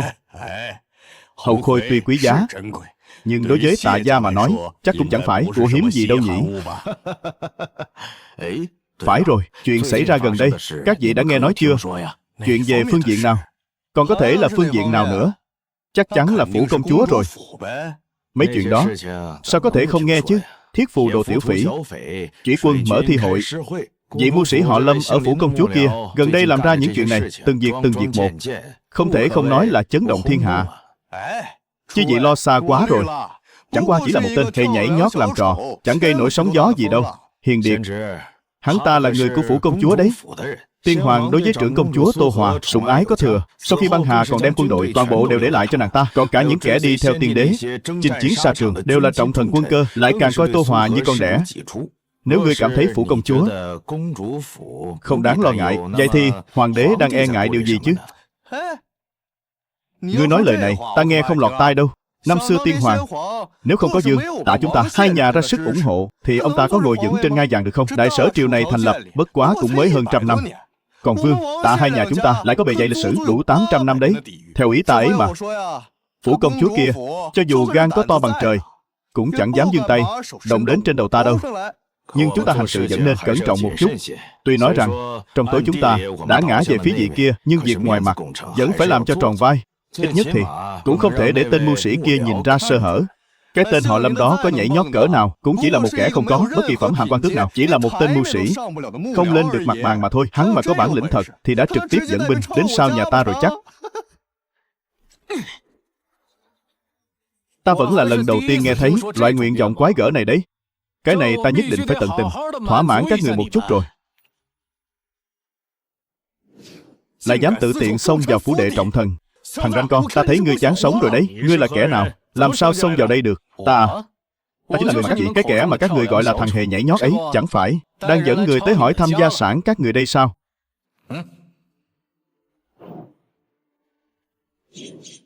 Quản gia đâu rồi? Tại sao lại có nhiều người xông vào như vậy mà không có ai thông báo? Lũ các ngươi toàn là bọn ăn hại cả à? Thôi được rồi, có hiểu thế nào gọi là có chơi có chịu không hả? Người đâu? Áp giải tất cả bọn họ vào đại lao của công chúa phủ cho ta, thẩm vấn từng người một. Chuyện này... Khoan đã, vị mưu sĩ này, lão phu muốn biết cho rõ. Chúng ta đâu có đắc tội gì với ngươi chứ. Tại sao ngươi lại làm như vậy? Phải đấy, cho dù muốn động đến chúng ta thì cũng phải cho ta một lý do chứ. Nếu không, Vương, Tạ hai nhà chúng ta tuyệt đối sẽ không tha cho ngươi đâu. Nếu trong mấy ngày này chúng ta mà xảy ra bất trắc gì, Ngươi tưởng rằng một tên mưu sĩ tép riêu như ngươi mà gánh vác nổi sao? Tạ công tử à, ngươi đừng có đứng đó mà gào mồm lên nữa. Đợi lát nữa ta sẽ sắp xếp người trong đại lao chăm sóc ngươi thật chu đáo. Đến lúc đó tha hồ cho ngươi la hét. Ngươi láo xược.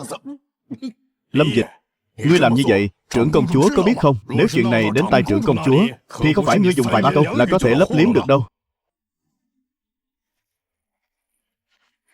Kìa, Lâm Dịch, cái màn diễn tập quân sự này cũng thú vị đấy nhỉ. Nhất là người của Dương gia bọn họ, kẻ sau diễn đạt hơn kẻ trước, khá hơn đám gánh hát bộ nhiều. Ai không biết, còn tưởng là tịch thu gia sản thật đấy chứ. Trưởng công chúa, ngươi biết chuyện này sao? Biết chứ, sao lại không biết được? Nếu mà không biết thì làm sao thấy được các ngươi diễn xuất thần đến thế? Trưởng công chúa, người có chí riêng. Tuy rằng nhà chúng ta không đứng về phe người, Nhưng lão phu tự thấy mình chẳng làm gì sai cả. Tại sao lại tịch biên gia sản nhà ta? Người phải cho ta một lời giải thích. Giải thật. Đúng là dương tộc trưởng diễn sâu thật đấy. Diễn như không diễn, đến ta cũng suýt chút nữa bị các người lừa rồi đấy. Nào, nhìn xem, công chúa điện hạ, đây mới gọi là cây đa cây đề trong làng diễn xuất. Thế nào là siêu sao màn bạc? Chính là đây chứ đâu. Các vị, dương tộc trưởng đây vẫn chưa thoát vai đâu. Tống thẳng lão vào đại lao, cho lão tỉnh táo lại đi. Chúng ta đã diễn là phải diễn cho trót. Các ngươi.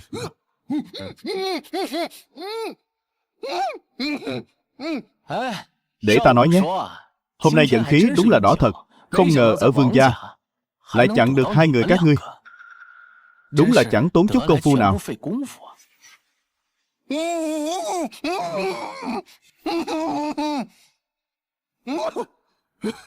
Các ngươi nhân lúc bọn ta ở dương gia mà ra tay với bọn ta. Ngươi đừng đắc ý quá sớm. Tạ gia chúng ta sớm muộn gì cũng tìm ngươi tính sổ. Tìm ta tính sổ sao? Thực ra hôm nay ta dẫn theo 2.000 người vào Hoàng Đô, nhưng chỉ có 1.000 người theo ta đến dương gia thôi. Ngươi đoán xem 1.000 người còn lại đang ở đâu? Ngươi không lẽ không sai? Ở nhà ngươi đấy. Ta tiện tay hốt luôn nhà ngươi rồi. Kinh hỉ không? Bất ngờ không? Hỗn đản, ta muốn giết ngươi. Tiểu tử, ngươi đợi đấy. Sau này ta nhất định sẽ băm dằm ngươi thành vạn mảnh. Giải đi.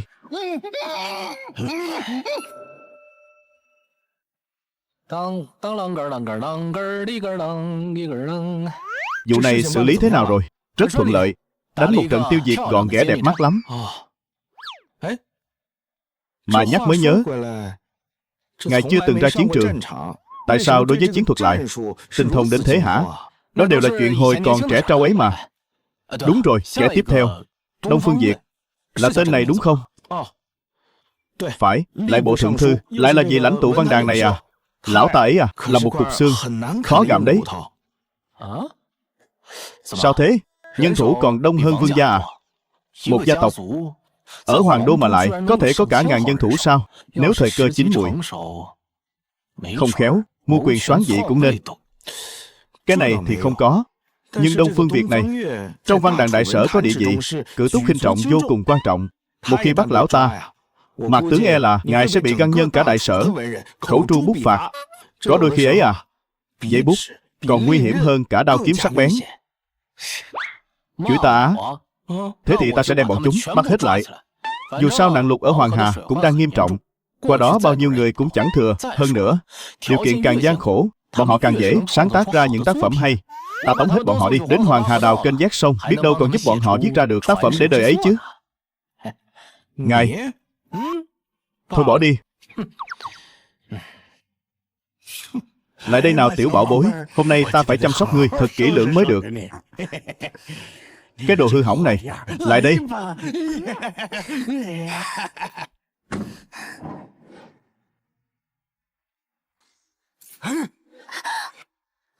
Đại nhân, ngài xem bọn họ kìa. Các ngươi là kẻ nào dám to gan xông vào phủ đệ của ta?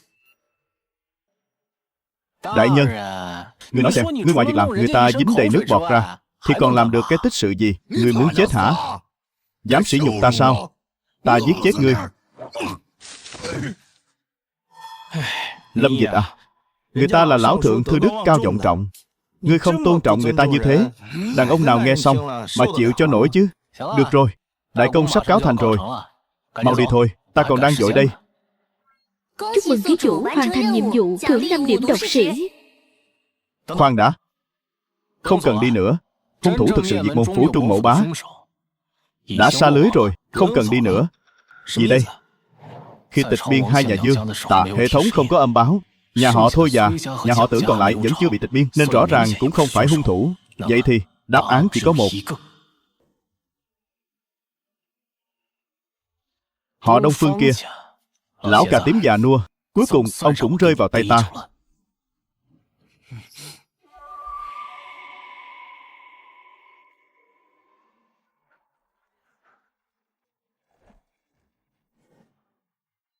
Nói, tại sao ngươi bắt ta đến đây, lại còn nhốt chung với một cái xác chết?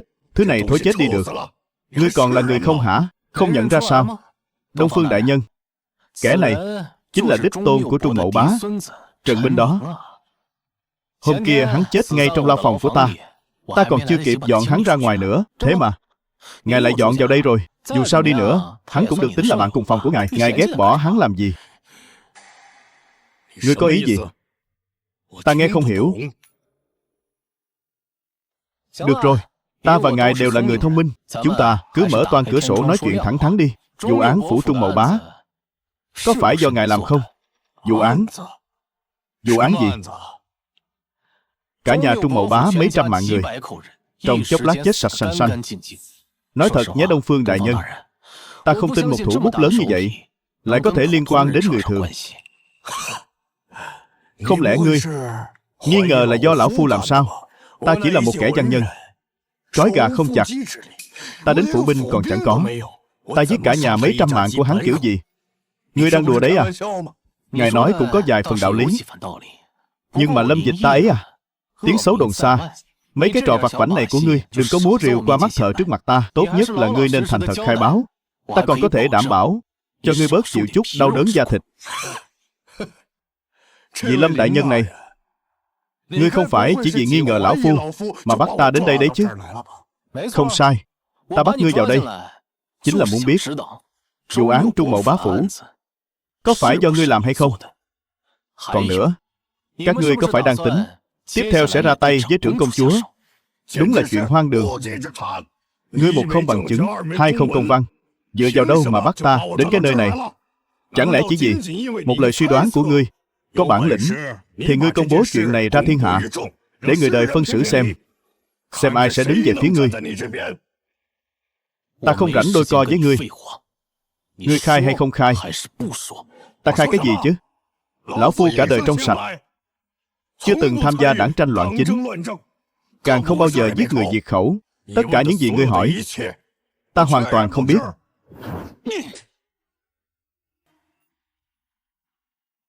Ngươi dám đánh ta? Đánh chính là ngươi đấy. Cái tát này là dành cho ngươi, kẻ không biết điều. Chết đến nơi rồi còn biết mà không báo. Ngươi bị đánh là đáng đời. Ta nói cho ngươi biết, cho dù lão phu có liên quan đến việc này, ngươi cũng không có quyền dùng tư hình với ta. Tại sao đại lý tự không bắt ta? Lệnh bắt người của bệ hạ đâu? Ngươi tự ý bắt ta đến đây, lạm dụng tư hình. Ngươi coi luật pháp đại sở là gì? Công lý ở đâu? Ngươi còn dám giảng luật pháp với ta sao? Ta thấy ngươi vẫn chưa bị đánh đủ đâu nhỉ? Được, lão phu thừa nhận cả nhà Trung Mậu Bá là do ta giết. Nhưng nếu ngươi muốn hỏi về đồng đảng thì ngươi đang nằm mơ giữa ban ngày đấy. Quân tử sống giữa trời đất, sao có thể vì cường quyền bạo ngược mà bán đứng người khác? Người đâu?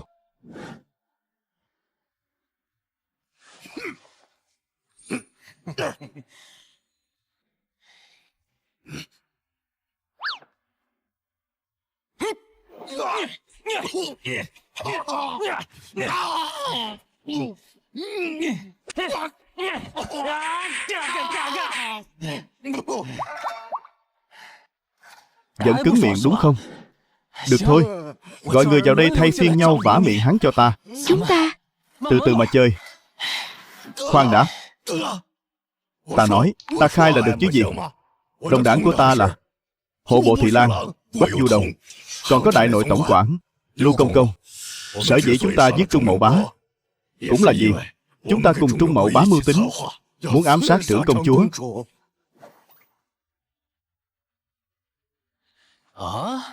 Chuyện này chắc không đơn giản như vậy chứ. Các ngươi đưa con trai của Trung Mậu Bá bắt vào trong phủ công chúa. Bọn ta sợ sự việc bại lộ nên đã ra tay trước. Lâm đại nhân, ta đã khai hết rồi mà. Ngài tha cho cái mạng này của ta đi. Ta trên có mẹ già, dưới có con thơ, ta không thể bỏ mạng ở đây được. Lâm đại nhân ơi. Quách Du Đồng, Lưu Công Công. Lâm đại nhân, ngài đừng đi mà.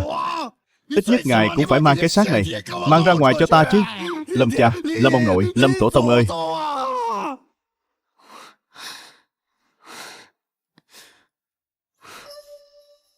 Công chúa, người về rồi, thế nào? Vở kịch diễn ra có thuận lợi không? Lâm tiên sinh coi ta như trẻ con mà dỗ dành thì cũng thôi đi. Sao đến cả người cũng nói như vậy chứ? Công chúa, Người đều đã biết cả rồi sao? Ta sớm đã biết rồi. Khám nhà là khám nhà. Hắn còn bày đặt ra cái gọi là danh nghĩa diễn tập nữa chứ. Cái tên Lâm Dịch này quả thật rất thú vị. Nhưng mà nếu người đã sớm biết vị Lâm tiên sinh này chính là mượn danh nghĩa công chúa phủ để hành sự, tại sao người không ngăn cản hắn? Ngăn cản ư? Ta chưa từng nghĩ tới. Người đời đều biết Lâm tiên sinh là mưu sĩ của công chúa phủ. Hắn hành sự bên ngoài, mọi người cuối cùng cũng sẽ quy trách nhiệm đổ lên đầu người mà thôi. Người chẳng lẽ không có lấy một lần bất mãn sao? Tiểu Lạc, ngươi biết không, kể từ khi phụ dương mẫu hậu qua đời đã rất lâu rồi, không có ai thật lòng vì ta mà làm việc cả. công chúa, Người, đệ đệ của ta thì ham muốn hoàng vị, phu quân của ta thì coi ta như không khí, ngay cả thần tử của ta cũng chỉ vì nể mặt ta và tình xưa nghĩa cũ với phụ dương mẫu hậu mới đi theo ta mà thôi. Tất cả mọi người đều cảm thấy ta tâm từ thủ nhuyễn, không thể trở thành kẻ nắm quyền thực sự. Chỉ có hắn là thật tâm làm việc vì ta. Ta tin hắn sẽ không hại ta. Còn gì nữa ạ? Những lời còn lại ta muốn đợi đến khi có cơ hội sẽ tự mình nói với hắn. tên Quách Du Đồng này là tướng lĩnh Dị Nam quân, con trai của Quách Chuẩn. Còn về Lưu Công Công là người trong hoàng cung, e rằng có liên quan mật thiết đến kẻ ngồi trên ghế đầu kia, không thể thoát khỏi can hệ. Ngài là hai kẻ bọn họ muốn cùng Đông Phương Việt chuẩn bị ám sát trưởng công chúa sao? Chuyện này quả thực có chút... Không chỉ có hai kẻ đó đâu, còn có cả Trung Mậu Bá nữa. Chỉ có điều con trai của Trung Mậu Bá bị chúng ta vô tình với được bắt giải vào đây. Bọn chúng tưởng sự việc đã bại lộ, thế nên liền ra tay diệt môn cả nhà Trung Mậu Bá. Nói trắng ra là bọn chúng tự cắn xé lẫn nhau. Nhưng theo trí nhớ của ta, vị Nam quân này chính là quân đội dưới trướng trưởng công chúa. Cái tên Quách Chuẩn này lại là người mà tiên đế đặc biệt để lại phò tá trưởng công chúa. Chuyện công chúa và hoàng đế đối đầu gay gắt như nước với lửa, bọn họ không thể nào không nhìn ra. Thế nhưng đúng vào cái thời điểm nhạy cảm này, con trai ông ta lại muốn hành thích trưởng công chúa. Chuyện này thật sự rất khó hiểu. Trong nguyên tắc đâu có nhắc đến vụ ám sát lần này đâu. Thậm chí vào thời điểm này, Tô Hòa lẽ ra đã phải vì tư tình với tên Hồng Uông kia mà thất thế rồi mới đúng. Công chúa phủ bị Niêm Phong lục soát, đám tướng lĩnh từng ủng hộ Tô Hòa cũng đều nhao nhao đi tìm chủ nhân mới. Kể từ bây giờ, tất cả những gì xảy ra sau này đã không còn nằm trong phạm vi mà ta có thể tiên liệu được nữa rồi. Xem ra tình hình trước mắt chỉ còn cách tìm tên Quách Du Đồng kia, thẩm vấn hắn một trận ra trò, để xem có thể cậy miệng hắn phun ra được bí mật động trời nào không. Nói rất đúng. Tuy nhiên, giống như ngươi vừa phân tích, tên Quách Du Đồng này thân phận vô cùng đặc thù. Sở dĩ hiện tại chúng ta có thể ngang ngược lộng hành như vậy đều là dựa vào đám tướng lĩnh này. Một khi nảy sinh hiềm khích với họ thì đối với phe ta sẽ vô cùng bất lợi. Ta hiểu rồi. Xem ra chỉ còn cách dùng đến chiêu bài lạc mềm buộc chặt thôi. Có cách rồi, cứ để ta lo.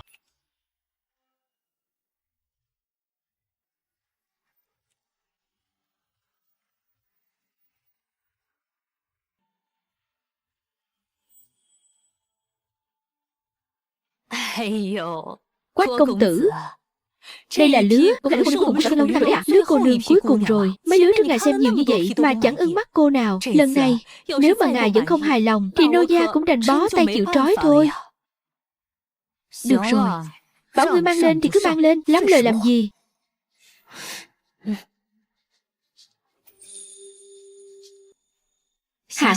Hạ hỏa nào.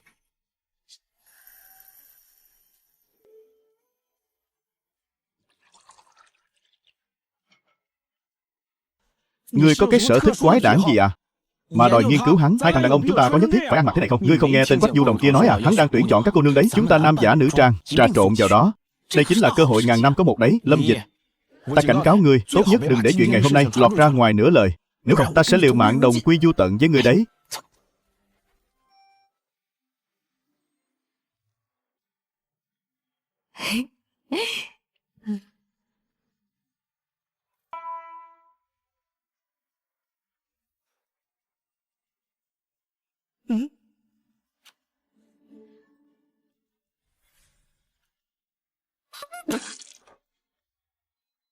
Không phải chứ. Cái này, đây là cái giống loài gì thế này? Đại nhân, Tuy chúng ta là Vũ nữ để mặc người đời chọn lựa, nhưng ngài cũng không thể sỉ nhục ta như vậy được. Không phải. Các người, đây là cơ ngực của hắn đấy. Các người có hiểu thế nào là thưởng thức không hả? Giải chưởng, đúng là mấy đứa vô dụng. Dịch vụ của lầu chúng ta quả thực là chu đáo tận răng. Ngươi không hiểu đâu. Bọn nhà giàu bọn họ chỉ thích cái khẩu vị này thôi. Đủ rồi. Hai người ở lại, những người khác lui ra ngoài đi. Ta hiểu mà. Các vị cứ từ từ mà vui vẻ nhé. Ta không làm phiền nữa.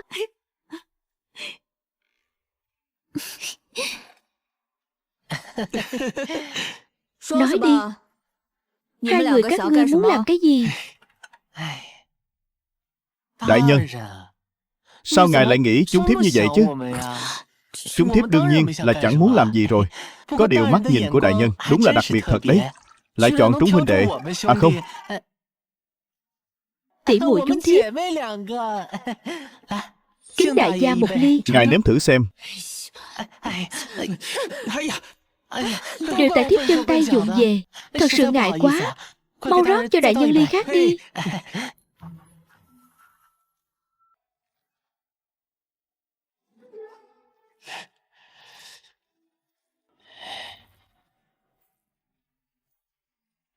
Đều là lỗi của nô gia, để thiếp giúp ngài. Bóp da nhé. Đại nhân, Ngài dùng trà đi. Mỹ nhân à, trà này của nàng có phải là hơi đục quá rồi không? đại nhân, đây chỉ là cạn trà mà thôi. Chẳng lẽ đại nhân lại không tin tưởng nô gia sao? Thôi bỏ đi, bỏ đi. Hôm nay mất cả hứng rồi. Uống xong ly này thì dừng ở đây thôi.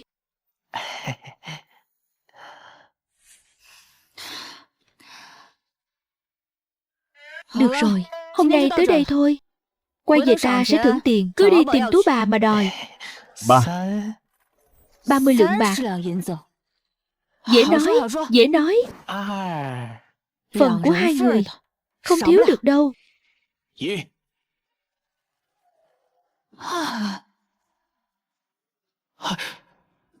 Chết rồi. Chưa chết. Mê dược chỉ là mê man ngất đi thôi. Móc chìa khóa nhà hắn ra. Chúng ta đến thẳng nhà hắn. Xác thực có lý. Khoan đã. Không đúng.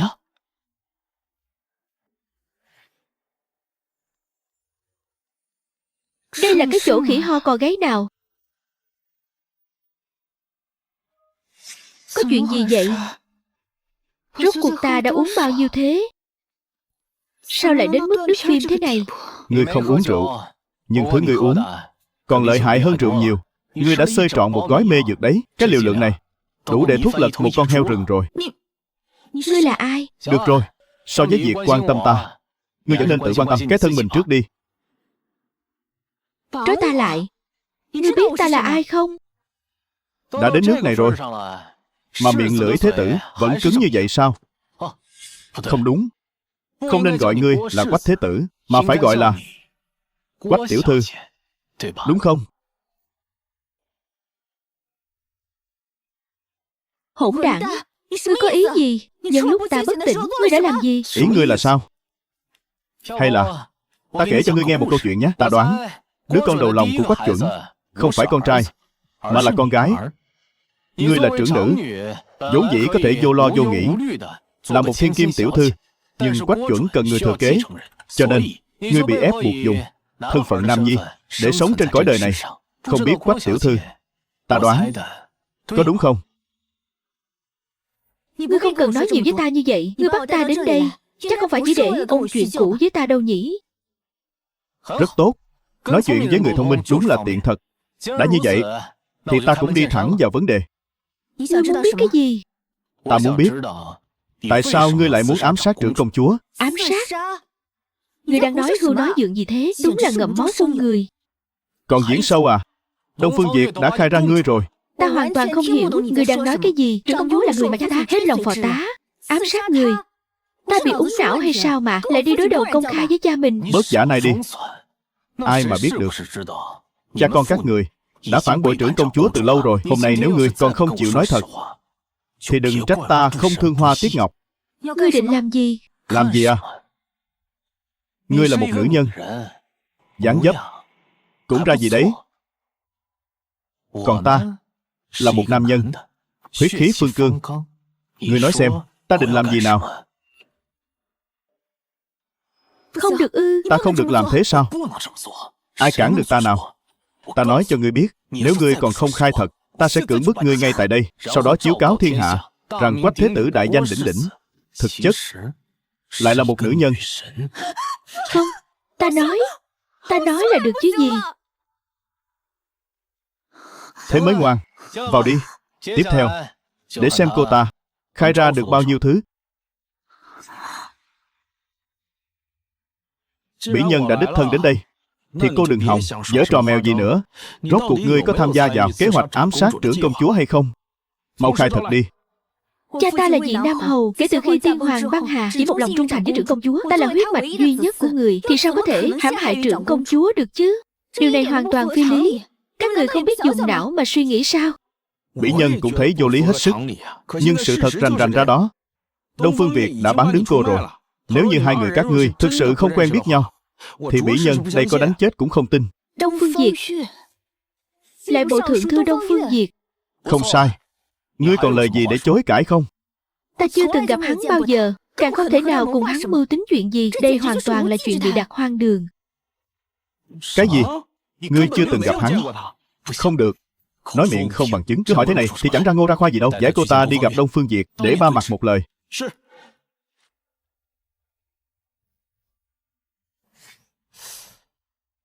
Quái lạ, sao hôm nay không thấy Ngục Tốt tuần tra nhỉ? Không đúng, Mạc tướng đã đặc biệt bố trí huynh đệ canh gác ở đây mà.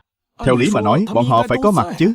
Mọi người, có ngửi thấy mùi gì không? Một mùi lạ lạ ấy, giống như là mùi máu tanh. Nguy rồi.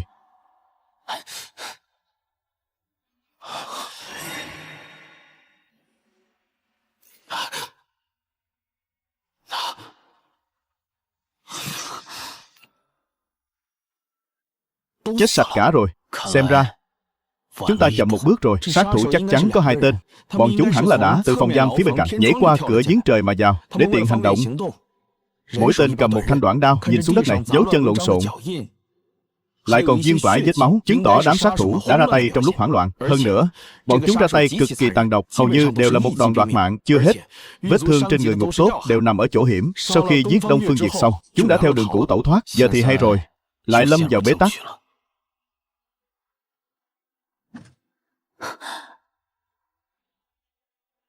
Phải đấy, Đông Phương Việt đã bị diệt khẩu. Xem ra hai người bọn họ không phải đồng bọn. Vậy tiếp theo chúng ta có cần điều tra trong cung chỗ tên Lưu Công Công kia không? Thực ra chẳng cần phiền phức thế đâu, vì Đông Phương Việt đã chầu trời rồi. Hắn lại là hung thủ của vụ án Bảo Phủ, thì vụ án này đã có thể kết án được rồi.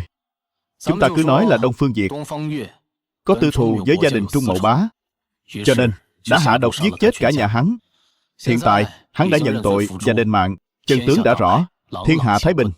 Nhưng điều cả ta và ngươi đều biết là mấu chốt của vụ án này không phải là việc Trung Mậu Bá phủ bị diệt môn, mà là có kẻ muốn ám sát trưởng công chúa. Nếu vụ án này không điều tra cho rõ ràng, e rằng tính mạng của trưởng công chúa sẽ gặp nguy hiểm khôn lường. Phát hiện ký chủ đã có độc kế, thưởng một lần gợi ý manh mối. Mục tiêu tiếp theo của ngài xuất hiện trong hoàng cung. Đừng hoảng, Sơn Nhân Tự có diệu kế. Ta Phi, cái tên họ Lâm ở phủ công chúa này sao lại dám to gan lớn mật, làm càng như thế, dám trực tiếp dẫn binh vào hoàng đô. Hắn muốn tạo phản sao? Chính phải.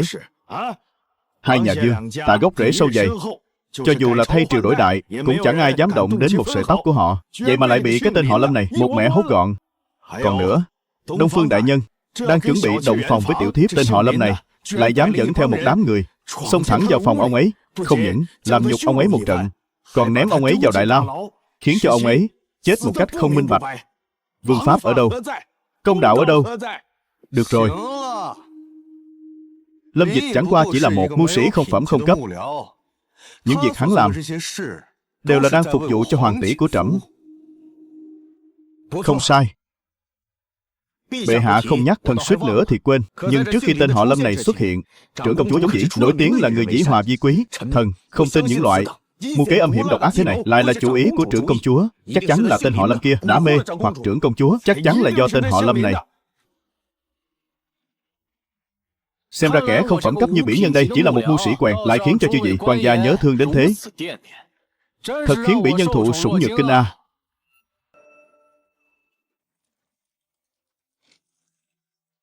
Cái này, bé cái mồm thôi. Ngươi quên mất kết cục của mấy kẻ hôm trước là như thế nào rồi sao? Ngươi còn dám ngay trước mặt hắn mà bắt hắn nói sao? Ngươi chán sống rồi à? Bệ hạ, hôm nay Thảo Dân cùng công chúa điện hạ có chút việc chậm trễ trên đường nên vào triều muộn một chút. Mong bệ hạ chớ trách tội. Ngươi chính là Lâm mưu sĩ sao? Thật là quá khách sáo rồi. Ngươi là người tâm phúc bên cạnh hoàng tỷ của trẫm mà. Trẫm làm sao nỡ trách phạt hai người chứ? Hoàng tỷ, sao tỷ không nói gì? Hơn nữa, tại sao lại ngồi chiếc ghế đặc biệt thế kia? Là đi lại không tiện sao?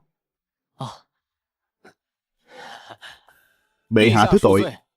Công chúa điện hạ mấy hôm trước bị ngã gãy chân, không thể đi lại bình thường được. Vậy thì đúng là khiến người ta đau lòng quá. Dạo này trẫm công vụ bận rộn, đợi làm xong việc trong tay nhất định sẽ tới thăm hỏi hoàng tỷ tử tế. Có điều hoàng tỷ luôn ở trong công chúa phủ, hôm nay sao lại có thời gian tới thượng triều thế này? Bẩm bệ hạ, công chúa điện hạ mấy ngày nay đã bắt đầu kiểm điểm lỗi lầm của bản thân. Rõ ràng bản thân có nhiều võ tướng công thần ủng hộ như vậy, thế mà suốt ngày chỉ nghĩ đến chuyện ăn chơi hưởng lạc. Thật là không nên chút nào. Quyền lực càng lớn thì trách nhiệm càng cao, cho nên mới tới thượng triều đấy à? Có tinh thần trách nhiệm là tốt, chuyện tốt mà. Còn cười được nữa à? Cả cái kịch bản này kẻ xấu nhất chính là người đấy. Chư vị đại nhân, các vị vừa nãy không phải đang thượng triều sao? Vừa nãy đang bàn chuyện gì thế? Nói tiếp đi chứ. Kỳ lạ thật, đều là đến để can gián dân sớ, sao bây giờ lại câm như hến cả lũ thế? Vị Lâm mưu sĩ này, chúng ta vừa nãy là đang đàn hạt ngươi đấy, thì sao nào? Hóa ra là đang đàn hạt ta à? Không sai. Thân là mưu sĩ, ngươi lại dám to gan làm bậy như vậy khi không có bất kỳ chính lệnh nào. Lại dám xuất của gia sản hay là ngươi? Đáng chết. Đúng vậy, Đông Phương Việt Đức cao vọng trọng, ngươi lại khiến ông ấy ở trong ngục. Chết oan. Chuyện ngày hôm nay nhất định phải cho chúng ta một lời giải thích. Chửi xong chưa? Được rồi. Lời khuyên răn của chư vị đại nhân, Lâm mỗ xin khắc cốt ghi tâm. Có điều hôm nay Lâm mỗ tới đây không phải là để cùng chư vị đại nhân cãi nhau đâu. Bệ hạ, Đông Phương Việt gặp chuyện ngoài ý muốn mà qua đời. Vậy thì cái ghế lại bộ thượng thư đã bỏ trống rồi. Thảo Dân xin tự tiến cử.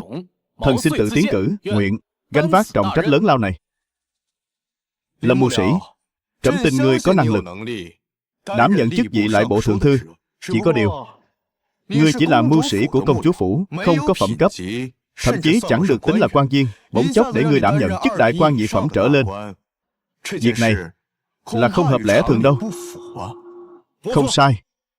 Lễ pháp là lễ pháp, là quy củ do lão tổ tông đặt ra, không thể sửa đổi. Một tên mưu sĩ tép riêu như ngươi lại vọng tưởng một bước lên mây, đường hoàng bước vào triều làm quan lớn. Đây chẳng phải là nằm mơ giữa ban ngày sao? Đúng là nằm mơ, không sai. Lâm mưu sĩ, nói cho cùng cũng chỉ là một mưu sĩ, có chút tài năng mà thôi. Chỉ có điều muốn thống lĩnh cả lại bộ.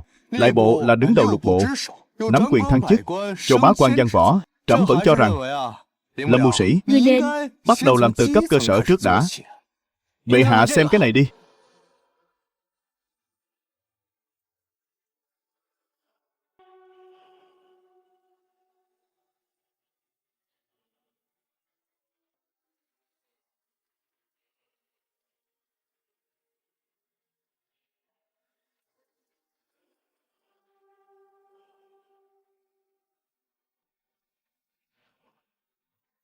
Đây là cái gì?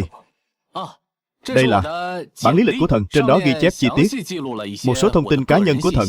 Ngài xem xong sẽ hiểu tại sao thần lại phù hợp với cái ghế này đến vậy.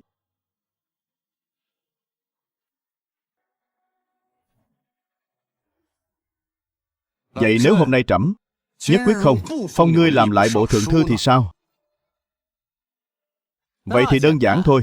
Nếu bệ hạ không đáp ứng được yêu cầu của thần, thì thần tự nhiên có thể tìm người khác để đáp ứng yêu cầu của mình. Thần nói có đúng không? Lâm Mưu Sĩ có năng lực như vậy, sao có thể chỉ phong một chức lại bộ thượng thư cỏn con chứ? Người đâu? Phong làm trung chính hầu, ban tước dạng hộ hầu. Tạ ơn bệ hạ. Chúc mừng ký chủ đã hoàn thành nhiệm vụ độc sĩ. Tiếp theo vui lòng đến hình bộ. Ở đó có manh mối quan trọng giúp ích cho công chúa. Lâm Dịch à, Lâm Dịch, ta thật sự không hiểu nổi ngươi. Ngươi nói cho ta nghe xem, tại sao ngươi cứ bắt ta phải giả làm công chúa để lên triều? Rốt cuộc là ngươi có ý gì? Hiện giờ trong triều đâu chỉ có một đôi mắt đang chằm chằm nhìn vào trưởng công chúa. Vào cái thời điểm nhạy cảm này, ta không cho phép nàng ấy xảy ra bất kỳ sơ suất nào. Hơn nữa, ta thật sự lo lắng cho nàng ấy. Được, cứ làm như vậy đi.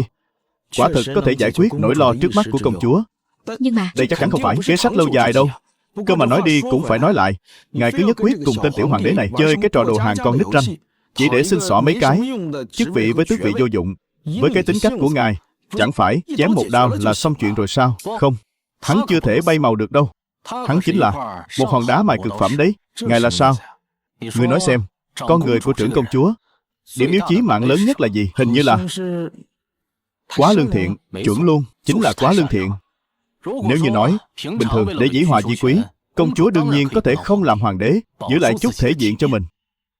Nhưng bây giờ phải chặn đứng đường lui của nàng ấy, khiến tất cả những thứ nàng ấy trân trọng đều mất sạch sành xanh. Ngươi nói xem, liệu nàng ấy có trưởng thành hơn trong sự mất mát đó, lột xác trở thành một nữ đế độc bá thiên hạ hay không? Cho nên ngài muốn để Tô Chính trực tiếp ra tay với trưởng công chúa. Bingo, đoán đúng rồi đấy. Có điều, trước khi hắn trở thành hòn đá mài này, ta còn phải đẩy hắn một cái đã. Chẳng lẽ ngài muốn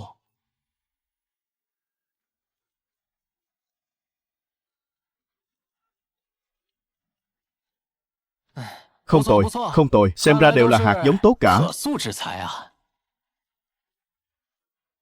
Để ta xem xét thêm đã. Vậy thì bàn bạc kỹ hơn sau nhé.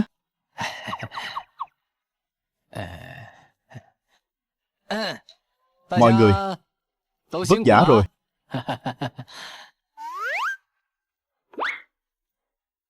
Ta là tân thượng thư của các ngươi đây. Các vị có muốn làm màn tự giới thiệu không nhỉ?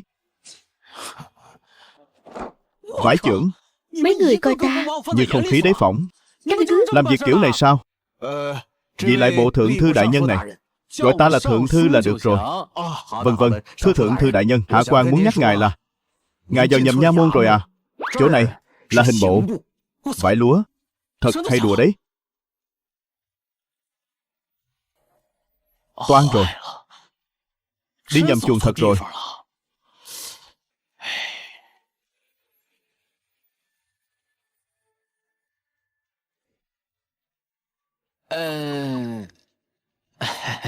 Lâm thượng thư, sao ngài lại quay lại rồi? Quên đồ. Vừa nãy ta nhìn cái bản đồ ở cửa nha môn các ngươi, cái phủ nha lại bộ ấy với phủ nha hình bộ cách nhau cả nửa cái hoàng thành lận. Chạy đi chạy lại tốn ca lô lắm. Thời gian quý báu không thể lãng phí. Nên ta đang tính là ta cũng chẳng ham cái ghế hình bộ thượng thư này đâu. Chỉ làm tạm một ngày ở chỗ các người thôi. Làm hình bộ thượng thư một hôm rồi tính tiếp. Làm quan phải biết linh hoạt chứ. Các ngươi thấy đề nghị của ta thế nào? Quan vị mà cũng đòi linh hoạt à? Ngài đây. Sao thế? Các ngươi không chào đón ta à? Kẻ nào dám đòi làm quan linh hoạt, định linh hoạt cho bay luôn cái ghế của ta đấy hả? Tưởng ta chết rồi chắc. Toi rồi, tên họ Lâm này đắc tội với Triệu thượng thư rồi. Hôm nay hắn chết chắc rồi. Cũng hết cách thôi. Dù sao Triệu thượng thư cũng nức tiếng bên ngoài là thiết diện phán quan lừng lẫy mà. Theo ta thấy thì hôm nay hắn e là lành ít dữ nhiều rồi. Đúng thế.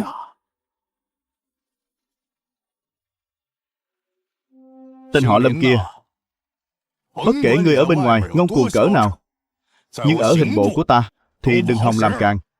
Khôn hồn thì biết điều một chút, cút xéo ngay cho ta. Ta sẽ không chấp nhặt với ngươi.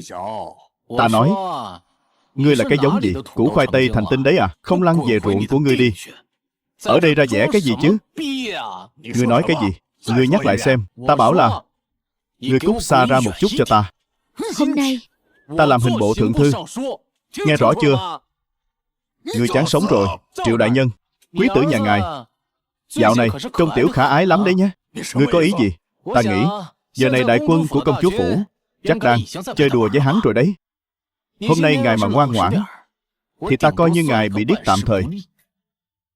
Còn nếu không biết điều thì đừng trách sao nhà tan cửa nát. Ta thì sao cũng được. Ngài thấy đúng không? Triệu đại nhân, ngài xem chuyện này. Lâm đại nhân chẳng qua chỉ muốn đến trải nghiệm chút thôi mà. Phải. Hôm nay coi như ta nợ Lâm đại nhân một ân tình. Ngài muốn xử lý công vụ gì, ta sẽ giới thiệu cặn kẽ cho ngài. Thế mới phải chứ. Đi nào, Triệu đại nhân, hôm nay để ta tham quan cho kỹ. Vâng, mời ngài.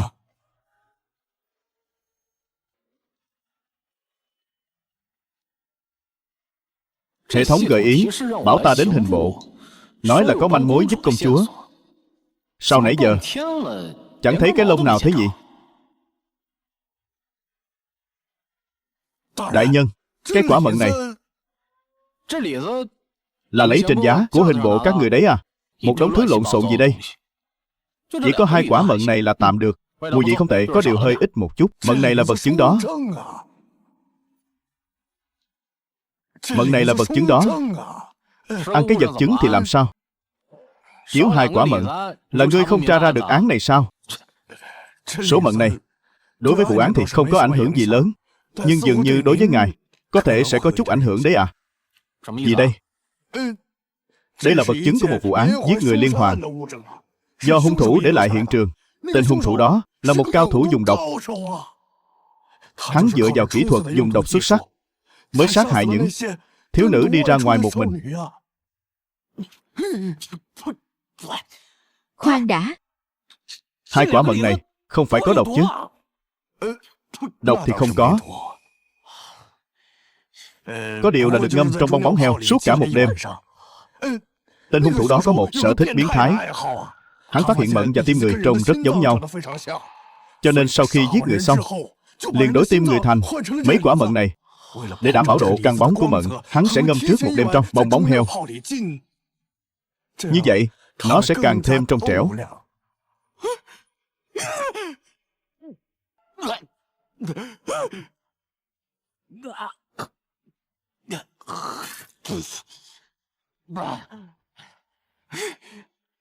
Chúc mừng ký chủ đã mở khóa độc sĩ. Nhiệm vụ giai đoạn tiếp theo, xin hãy mau chóng phá án. Vụ án này sẽ trở thành mắt xích quan trọng để trưởng công chúa giành chấn thiên hạ. Mắt xích quan trọng, xin hãy cẩn thận hết sức. Đại nhân. Ngoá nó.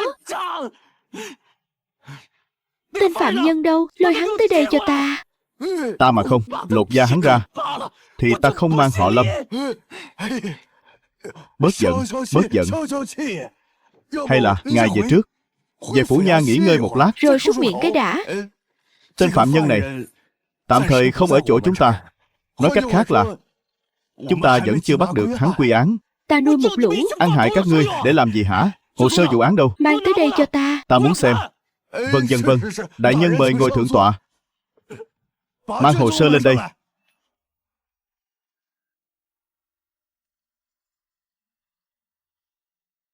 Được rồi, lùi xuống hết đi.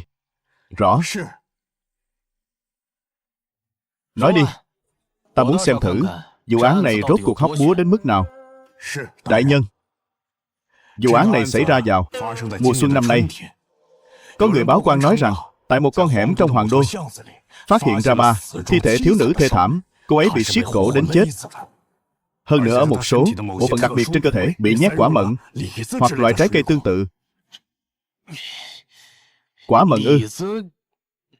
Chẳng lẽ thứ này có ẩn ý gì sao? Người nói tiếp đi. Vâng. Cùng với việc ngày càng có nhiều người báo án, tổng hợp cáo trạng từ các nơi cho thấy khắp nơi trong Hoàng Đô đều xuất hiện các thiếu nữ có tử trạng tương tự. Qua điều tra, họ đều là những cô nương, con nhà thường dân ở Hoàng Đô. Hơn nữa toàn bộ đều là những cô gái chưa xuất giá, vẫn còn trong trắng. Cho nên cơ bản có thể khẳng định hung thủ sát hại những cô nương này là cùng một người. Nói tiếp đi. Ban đầu ấy là đại lý tự tiếp nhận vụ án này. Ngài nhậm chức ở phủ công chúa đã lâu, chắc hẳn cũng rõ luật pháp triều ta.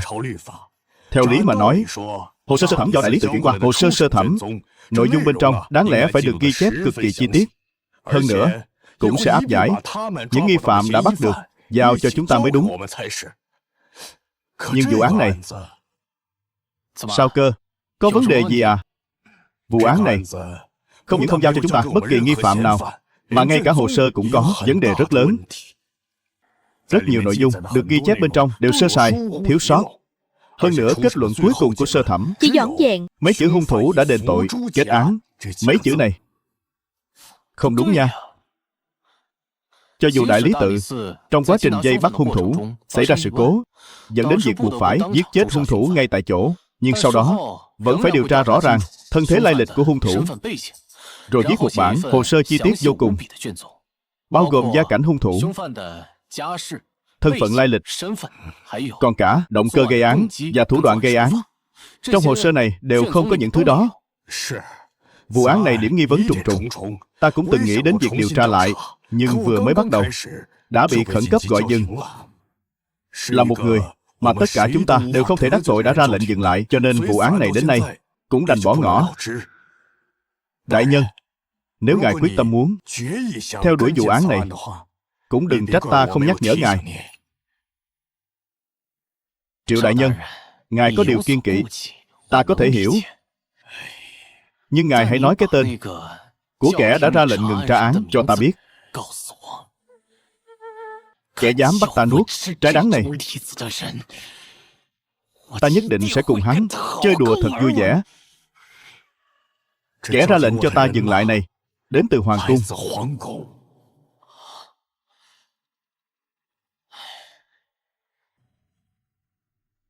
Người mà ngài nói chẳng lẽ là bệ hạ sao? Không. Lâm đại nhân, vụ án này chúng ta vừa mới bắt đầu điều tra thì đã bị khẩn cấp đình chỉ rồi. Chứng cứ ở chỗ chúng ta đều là hàng đã bị đại lý tự thiến qua rồi. Có tra cũng chẳng ra ngô ra khoai gì đâu. Cho nên đến cuối cùng chúng ta cũng chẳng biết hung thủ là ai cả. Vậy ý của ngài là phía bên đại lý tự hẳn là biết đáp án. Đại nhân anh minh, kẻ hèn này thấp cổ bé họng, có rất nhiều chuyện không biết mà cũng không dám biết. Nếu đại nhân muốn biết thêm nhiều manh mối hơn thì xin hãy tự mình đi tra xét. Được rồi, cái lão hồ ly này đã không chịu nói thì ta cũng chẳng ép. Bây giờ ta sẽ đến đại lý tự tra cho ra lẽ. Đại nhân đi thông thả. Lý Thiếu Khanh, bên ngoài có người chỉ mặc điểm tên muốn gặp ngài. Hắn nói là huynh đệ chí cốt của ngài. Không gặp, bạn bè cái khỉ gì? Ta còn cả núi hồ sơ chưa xử lý xong đây này. Lấy đâu ra thời gian mà gặp với gỡ? Lý Thiếu Khanh, hắn nói tìm ngài không phải là thỉnh cầu, mà là thông báo. Cái gì? Vô lễ thế sao? Đã bảo không gặp là không gặp. Bọn họ nghe không hiểu tiếng người à?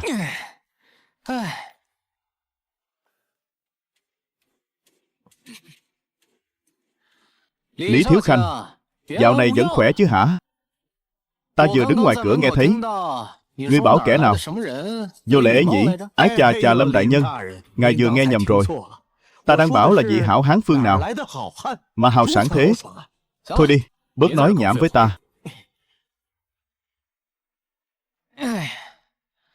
Vâng, Lý Thiếu Khanh, ngươi quỳ xuống trước đi. Ca nhờ ngươi chút việc. Ngài nhờ giả kiểu này là không hợp lý lắm đâu nhỉ. Dù sao nam nhi dưới đầu gối cũng có vàng. Ngài làm thế chẳng phải làm khó ta sao? Ấy chết, ngài xem cái miệng hại cái thân. Thế này chẳng phải là làm khó ngài quá sao? Lâm đại nhân, ngài có chỉ thị gì cứ nói thẳng với hạ quan. Hạ quan dầu sôi lửa bỏng cũng không từ nan. Lý Thiếu Khanh, mùa xuân năm nay, vụ án giết hại hàng loạt thiếu nữ đó, ở đây có hay không hồ sơ liên quan? Ngài là vụ nhét vào thi thể người chết mấy thứ hoa quả ấy hả? Không sai.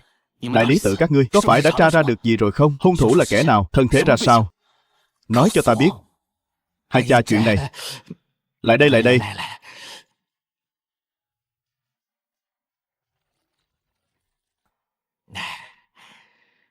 Lâm đại nhân à, Vụ việc này không phải là không thể nói với ngài, chỉ là nó liên quan đến bí mật của đại lý tự chúng ta. Nếu hạ quan nói khơi khơi cho ngài, thì cái này cũng tổn hại đến thể diện của đại lý tự chúng ta, đúng không? Dù sao mọi người đều là chốn quan trường với nhau. Chúng ta mà tiết lộ ra ngoài thì không tốt cho ai cả. Được rồi, đừng có ở đây mà còng do tam quốc với ta. Ra giá đi, muốn bao nhiêu tiền? 1.000 lượng.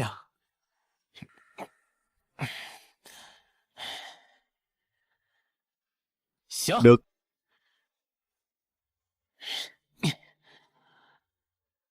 Túi vàng này của ta vừa khéo có hơn 1.000 lượng. Cho người tất đấy.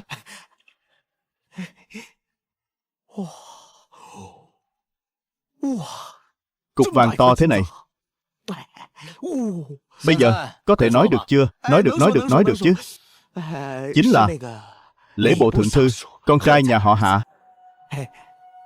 Là hắn. Tiểu Lý, Ngươi vừa nói tên con trai nhà họ Hạ đó rốt cuộc là tình huống thế nào? Lâm đại nhân, Lễ Bộ Thượng Thư Hạ Thiên Cử này, ngài có ấn tượng không? Nhớ chứ? Làm quan 35 năm, cũng coi là lão thần 2 triều rồi. Ta nhớ, thế thì dễ nói chuyện rồi. Ngay cái hôm ngài được bệ hạ bổ nhiệm làm lại Bộ Thượng Thư ấy, lão Hạ Thượng Thư này lấy cớ là lễ pháp không hợp để phản đối chuyện này. Còn về những thứ khác thì mời ngài tự mình xem qua. Hạ Phạm Thần ngày thường vô học bất tài, mê cờ bạc gái gú, là kẻ nổi tiếng hạng công tử ăn chơi trác tán, lại là con trai út của Hạ Thiên Cử. Hạ Thiên Cử già mới có con, nên đối với đứa con này cũng cưng chiều hết mực. Nhưng việc Hạ Phạm Thần giết người cũng chỉ là hứng thú nhất thời.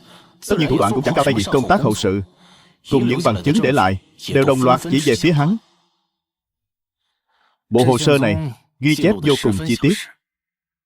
Bất luận là động cơ giết người hay bối cảnh hung thủ, hoặc giả là vật chứng nhân chứng, đều được củng cố rất chắc chắn.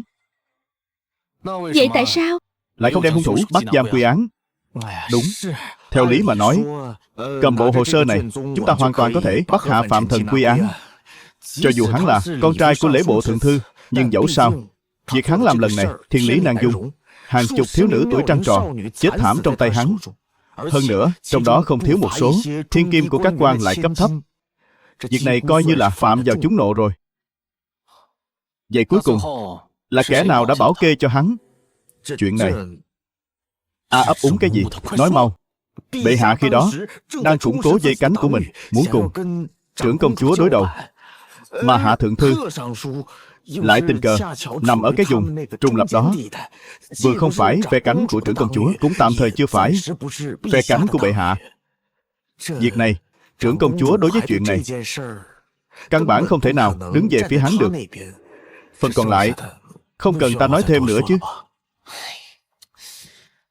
Xem ra điều ta suy đoán quả nhiên không sai. Ta đoán quả nhiên không sai mà.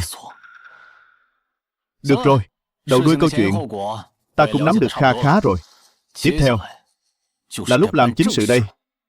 Ở kìa, Lâm đại nhân, hồ sơ ngài chưa mang theo, không có bằng chứng thì bắt người kiểu gì? Khỏi cần. Ta bắt người có bao giờ cần bằng chứng đâu. Vải chưởng, đây chính là phủ đệ của Lễ Bộ Thượng Thư sao? Chỗ này rộng bao nhiêu hecta thế? sao trông to vật giả vậy?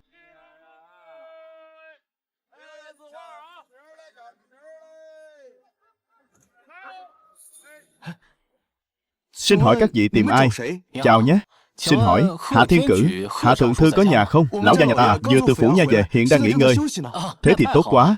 Phiền ngươi giúp ta nhắn với hắn một câu, cứ nói là hộ bộ thượng thư Lâm Dịch cầu kiến, muốn mượn hắn chút đồ.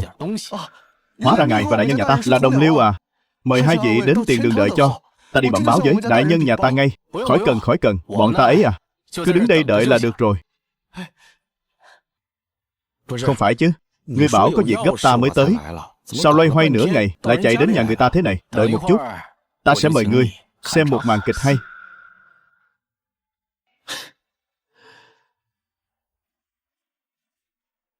Lâm thượng thư, ngọn gió nào thổi ngài đến đây thế? Mau, Mời vào trong. Hạ đại nhân, khách sáo thì miễn đi. Bọn ta chỉ đi ngang qua. Tiện thể thì muốn hỏi ngài mượn chút đồ. Lâm đại nhân, nói vậy là xa lạ rồi. Ta và ngài cùng làm quan trong triều, mượn với chả không mượn cái gì. Đại nhân, cứ nói đi, ta nhất định làm theo.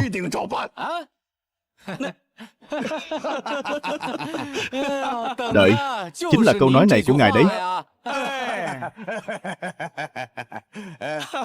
Các huynh đệ, Động thủ.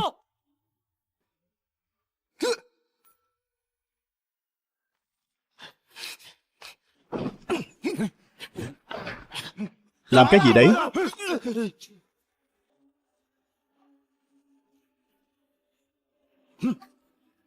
Đi. nhanh lên, đi mau.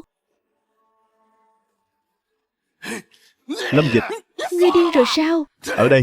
Là nhà của ta. Hạ đại nhân, Vừa rồi chính ngài. chính miệng đồng ý với ta mà. Sao mới đó đã trở mặt không nhận nợ rồi? Thế thì lời hứa của ngài cũng rẻ tiền quá nhỉ? Hay da, hay da. Hét cái gì mà hét?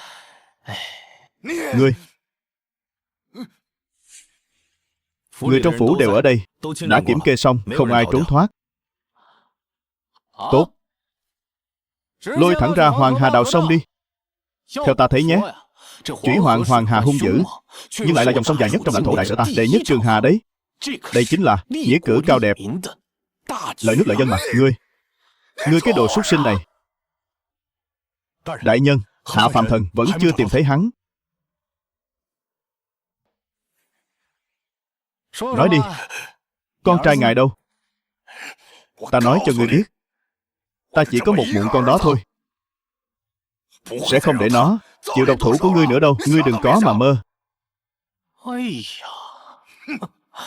Được thôi, tên phụ tử cảm động thấu trời xanh làm sao.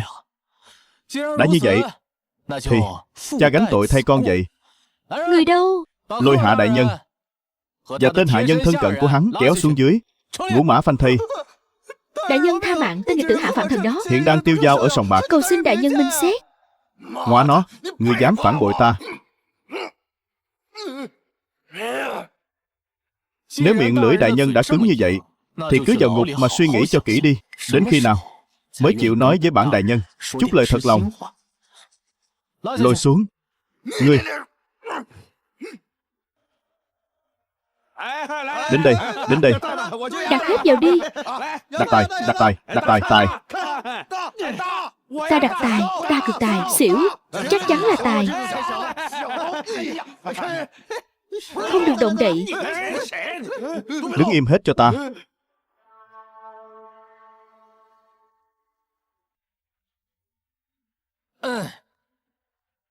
Trong số các ngươi, kẻ nào tên là Hạ Phạm Thần?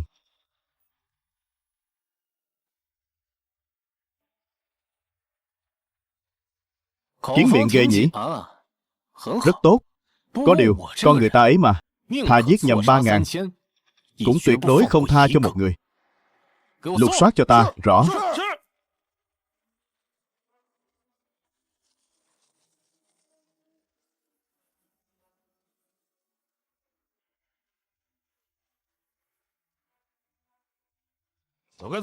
Tránh ra, cút ra.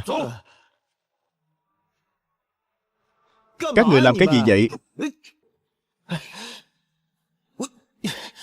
Này, ngươi tên là Hạ Phạm Thần hả? Các người là ai? Tại sao lại bắt ta? Nói cho mà biết. Ta là công tử của Hạ gia đấy. Nếu còn muốn giữ toàn thây thì mau thả ta ra. Hình như ngươi vẫn chưa nắm rõ tình hình nhỉ? Hạ gia vừa mới bị ta dẫn người đến hốt tròn ổ rồi. Bây giờ ngươi mà về, nói không chừng vẫn còn kịp nhìn thấy toàn thây của bọn họ đấy. Ngươi có ý gì? Ngươi lục soát nhà ta ư? Vậy cha ta đâu? Mẹ ta đâu? Mấy trăm nhân mạng nhà ta đâu? Tiểu huynh đệ, đừng căng thẳng. Người nhân đức khoan dung như ta sao có thể làm gì người nhà ngươi được chứ? Ngươi cứ yên tâm đi. Hay là thế này, ngươi trả lời ta một câu hỏi. Chỉ cần ngươi trả lời đúng, ta sẽ thả ngươi đi. Câu hỏi gì? Nói đi. 4 cái chân, đồ vật không biết cử động. Là cái gì?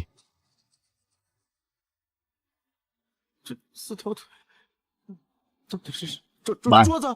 Cái bàn. Nhầm to rồi. Ngươi. Mẹ. Hỗn đản nhà ngươi. Mẹ ngươi giúp ngươi che giấu biết bao nhiêu sự thật về việc giết người cũng được tính là tòng phạm. Ta phán bà ta tam hình. Không quá đáng chứ nhỉ? Súc sinh nhà ngươi.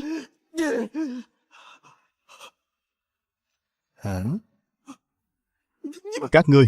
Súc sinh nhà ngươi. Ta liều mạng với ngươi. Ái chà, sao lại nổi giận rồi?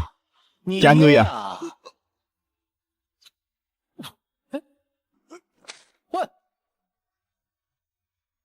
Dính tam hình rồi.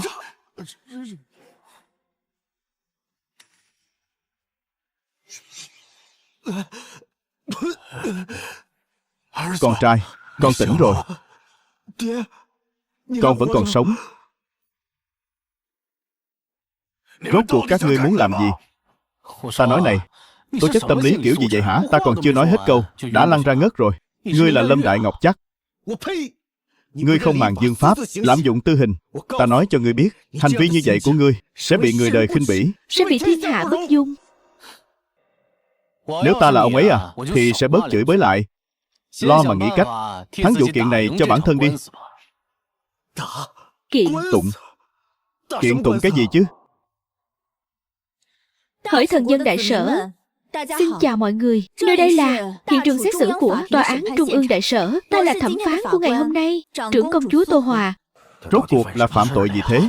Cái này rốt cuộc là làm gì vậy? Lần đầu tiên nhìn thấy đấy. Ấy nhìn kìa. Trưởng công chúa Tô Hòa Đều đích thân tới rồi. Ngươi rốt cuộc là muốn làm gì? Làm gì à? Hạ đại nhân, câu này ta phải hỏi ông mới đúng chứ.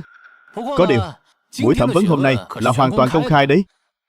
Bá tánh cả con phố Cẩm Tú đều có thể nhìn thấy. Chỉ cần những lời các người nói hợp tình hợp lý, được dân chúng chấp nhận, chưa biết chừng lại thực sự thoát tội đấy. Thật đó, ta cũng chẳng có lý do gì để lừa các người. Nếu thực sự muốn ra tay, thì cần gì phải bày vẽ ra màn kịch này? Không đúng. Tại sao ngươi lại có lòng tốt nhắc nhở chúng ta? Ngươi không thể nào tốt bụng như thế được. Đương nhiên là ta tốt bụng thế rồi. Hạ đại nhân, ta không có lý do gì để nhất quyết lấy mạng hai cha con ông cả. Ta chỉ muốn ông làm chứng giúp ta. Bệ hạ mấy năm nay vẫn luôn giúp đỡ một số đại thần làm chuyện khuất tất, bẻ công pháp luật thực hiện dài, giao dịch đen tối không thể lộ ra ngoài. Nhìn xem, ta đã giúp các người một việc lớn thế nào. Nội dung cáo trạng ta đều đã soạn sẵn giúp các người rồi. Các người chỉ cần ấn cái dấu tay vào là xong. Thế nào? Tiện lợi quá còn gì.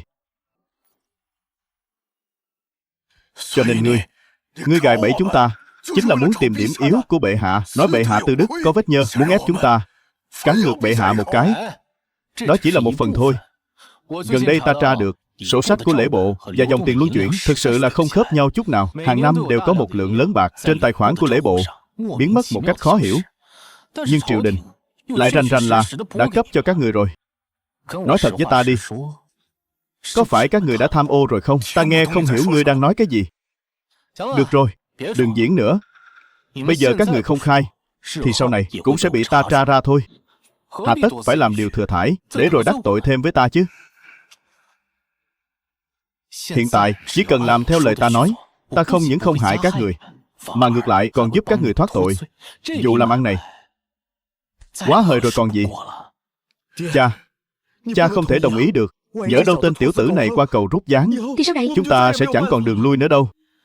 Nếu bây giờ các người không tin ta, thì chắc chắn là chết không nghi ngờ gì.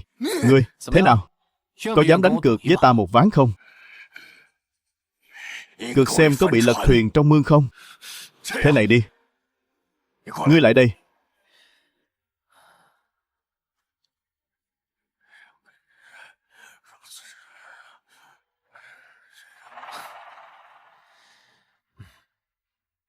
Hạ đại nhân quả nhiên là người thông minh.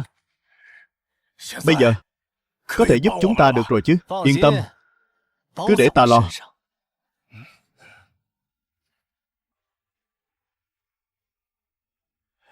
Ta, Hạ Thiên Cử, nhận tội.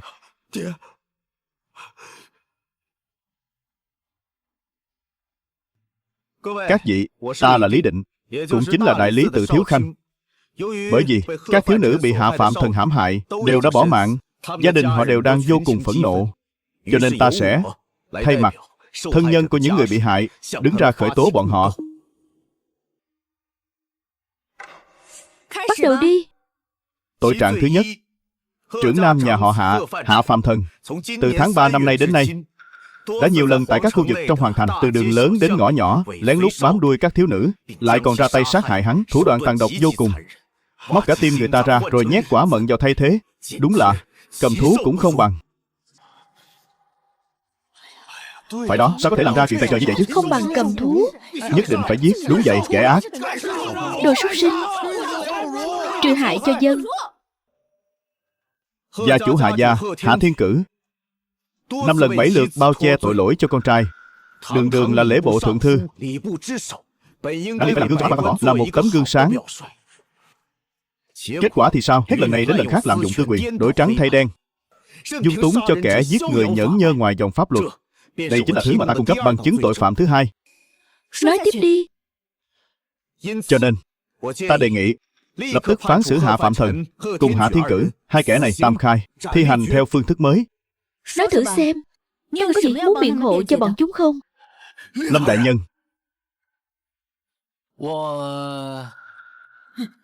Lâm đại nhân, tại hạ cho rằng không nên chỉ phán xử Hạ Thiên Cử và Hạ Phạm Thần hình phạt tam hình, mà phải tru di cửu tộc. Lâm Dịch, Cái đồ dương bác đảng nhà ngươi. ngươi giết ta rồi thì ai giúp ngươi đi chỉ trích bệ hạ đây? Ngươi suy nghĩ cho kỹ đi, ngươi động não mà nghĩ cho kỹ vào. Phải đấy, ngươi vẫn còn điểm yếu nằm trong tay bọn ta. Không có bọn ta, Xem ai còn có thể giúp ngươi. làm thành việc lớn này. Ngươi không thực sự tưởng rằng là có thể nắm thóp được ta đấy chứ? Hôm nay mọi người đều đã thấy rồi việc làm của hai kẻ này. Nói cho ta biết, các ngươi thực sự muốn một quan viên như thế này, một thế gia như thế này sao? Không cần. Các ngươi có nguyện ý ngày ngày bị bọn chúng đè đầu cưỡi cổ, dây dắt mở dân, cuối cùng giết hại con gái của các ngươi, rồi còn quay đầu lại bảo với các ngươi rằng bọn ta là bề ta cao quý. Còn các ngươi làm gì được ta nào? Không nguyện ý. Vậy bây giờ các ngươi nói cho ta biết, bọn chúng có đáng bị tam hình không? Đáng chết. Ta không muốn bị tam hình đâu cha ơi. Lâm Dịch, ngươi đừng có quên, ta vừa nãy mới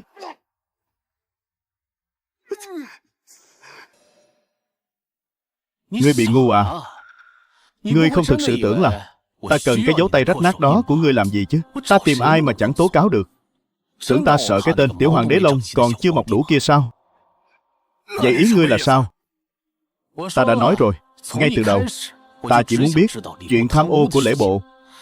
Nhưng nếu ta chỉ hỏi mỗi chuyện đó thì con cáo già nhà ngươi chắc chắn sẽ không khai. Cho nên ta đã hỏi thêm một câu. Ngươi nhìn kỹ lại xem, trên tờ giấy này rốt cuộc viết cái gì? Đương quy, Hạ Thủ Ô, Bạch Chỉ là sao? Ta chỉ tùy tiện cầm một tờ giấy lộn, dùng để dọa ngươi thôi. Không ngờ cái tên ngốc ngươi lại tin thật. Ngươi. Được rồi, với hai tên ngốc các ngươi cũng chẳng còn gì để nói nữa. Hành hình.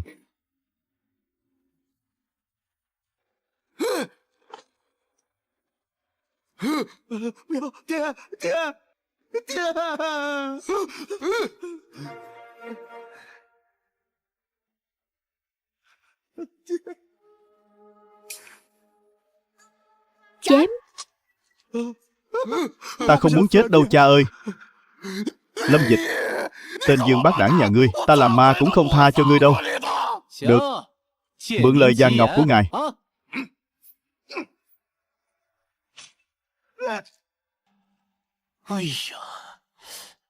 Chỉ mới có một ngày mà ngươi đã gây ra họa lớn thế này. Lâm Dịch à Lâm Dịch, ta biết nói gì với ngươi đây. Thôi được rồi, lên xe ngựa đi. Chức hình bộ thượng thư một ngày hôm nay cũng kết thúc rồi. Về sau, e rằng sẽ là những chuyện còn gai góc hơn.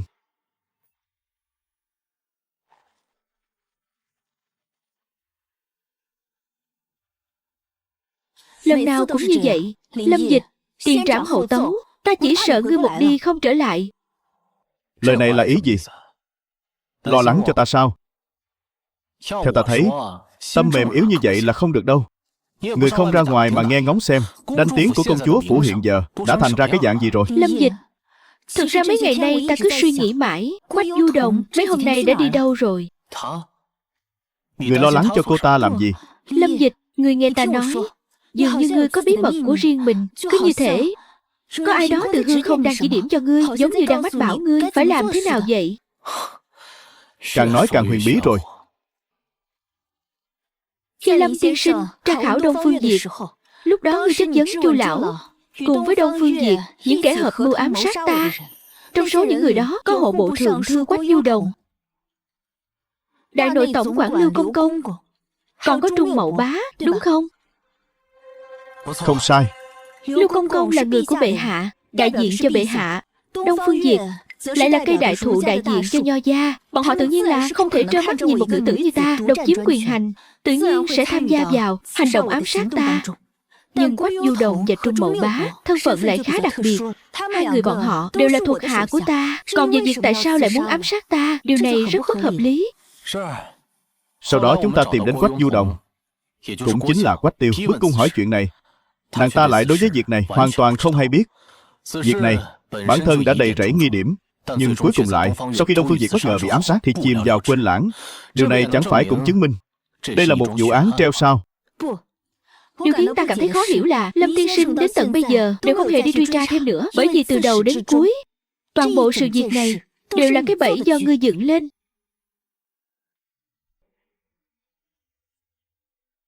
Công chúa nói tiếp đi. Khi Oanh Nhi bị mổ bụng lấy con, đám hạ nhân lúc đó cùng Oanh Nhi và Phò Mã đều cùng một ruột, cho nên Lâm tiên sinh đã tống khứ bọn họ ra chợ đen, bán đến tận Hoàng Hà. Trong tình huống lúc đó, cho dù ta có đại quân trong tay, nhưng nói khó nghe một chút, đây chính là một miếng thịt mỡ, ai cũng muốn cắn một miếng. Nhưng tại sao Lâm tiên sinh, ngươi lại nguyện ý đứng ra nói đỡ cho ta chứ? Lời này sai rồi.